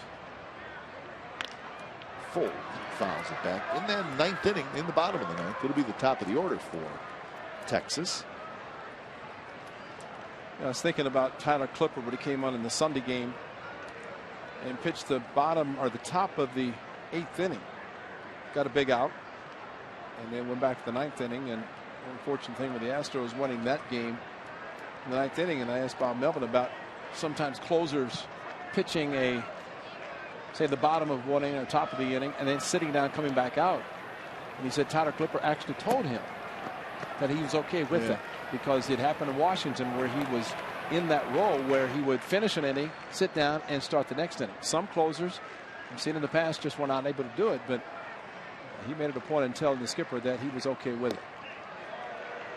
Well, that's good to know, because there will be times where he'll have to do it. And tonight it's great that Scribner didn't have to do that. I mean, that Scribner got through the 8th by himself, and that means Clipper can start the 9th fresh, which I think any closer would like to do. That's the best case scenario. But sometimes you do have to come in depending on the matchups, and he will start this 9th inning at least with a 2-run lead. Sam Fold hits a high pop-up, foul territory, and it's caught by Blanks.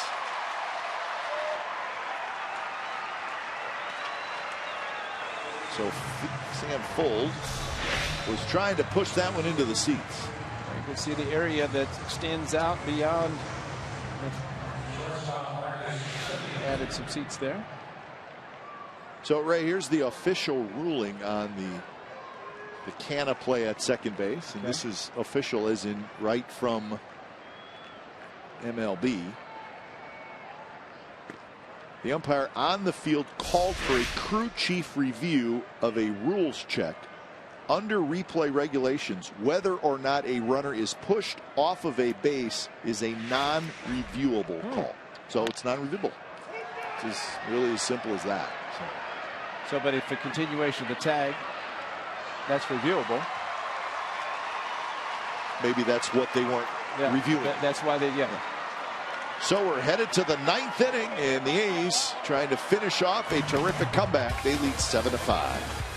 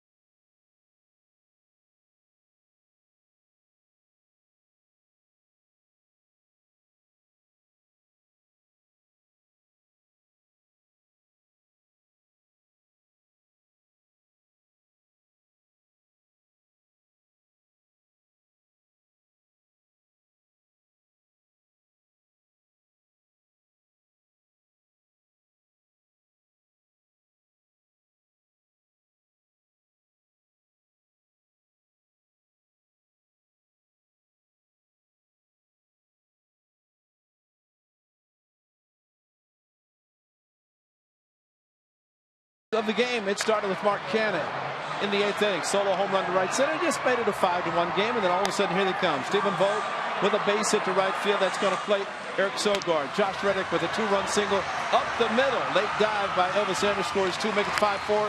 Brett Lawrie opposite field, slicing, double, scoring 2. And then Mark Canha comes through with a base hit up the middle. And folks, you just witnessed tonight the most runs the A's have scored in 1 inning. And that was in the 7-run 8th inning. They take a 2-run lead in the bottom of the 9th. And let's see if they can hold on to pick up a win on the first day in the month of May. And you know what, Ray? As Tyler Clippard comes in for his 10th appearance, as he will face Leonis Martin. But you look back at that inning, and from a Rangers perspective, not having a second left in their bullpen, I think really hurt them. It's a great point. Great point. Because if you just look at, Fold, Vogt, Muncy, and Muncy probably wouldn't have hit, but Reddick, Sogard. There was, and they had used their lefty already, and they didn't have a second.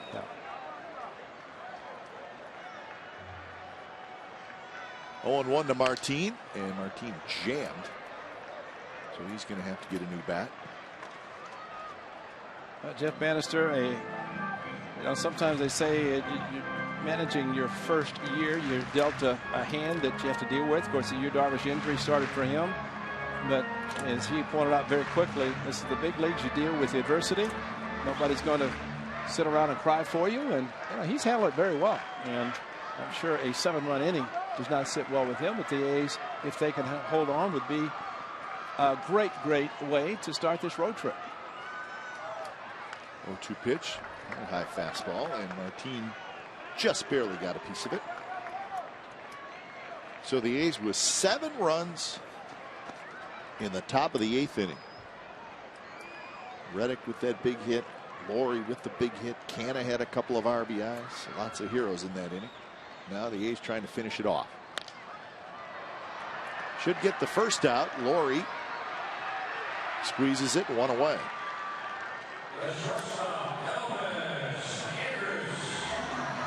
So it's been Kazmir, Abad, Otero, Scribner, and Clippard. Well, Scott Kazmir leads trailing 3-0. Bullpen gives up 2 more, makes it 5-0. And they come back with a 7 spot.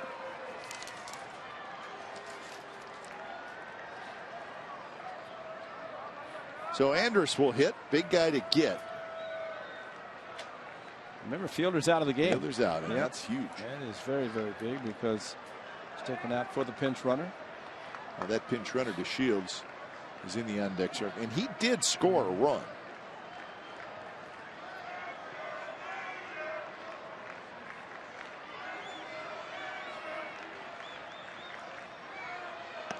Fastball is high. Actually, the changeup is high. So 1-1 to Andrus, who's 1 for 4.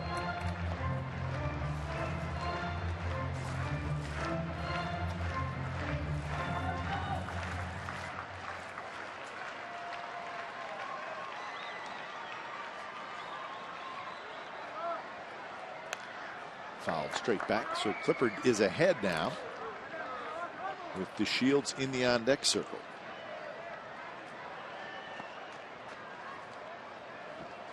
You know, for a role of Tyler Clippard, closer, Nationals, and he was setup man. He comes to the A's with Sean Doolittle on the disabled list. Goes back to the closer role. Familiar number 36. Simeon charges, throws on the run, 2 outs. Like that fastball changeup, and here comes Uncle Charlie. So a good curveball by Tyler Clippard to get the second out. So here's DeShields to hit here in the ninth. Again, pitch ran for fielder in the 7th. Your point about not putting anybody on, but even more so for fielder to be out of the game. First pitch is a fastball high.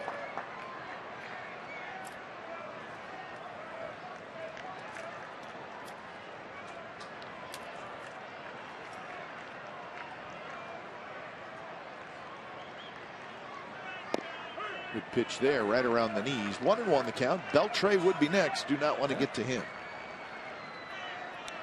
And DeShields, Mike Elvis Andrus taking a strike because base runners are important, especially with the heart of the batting order coming up, or due up.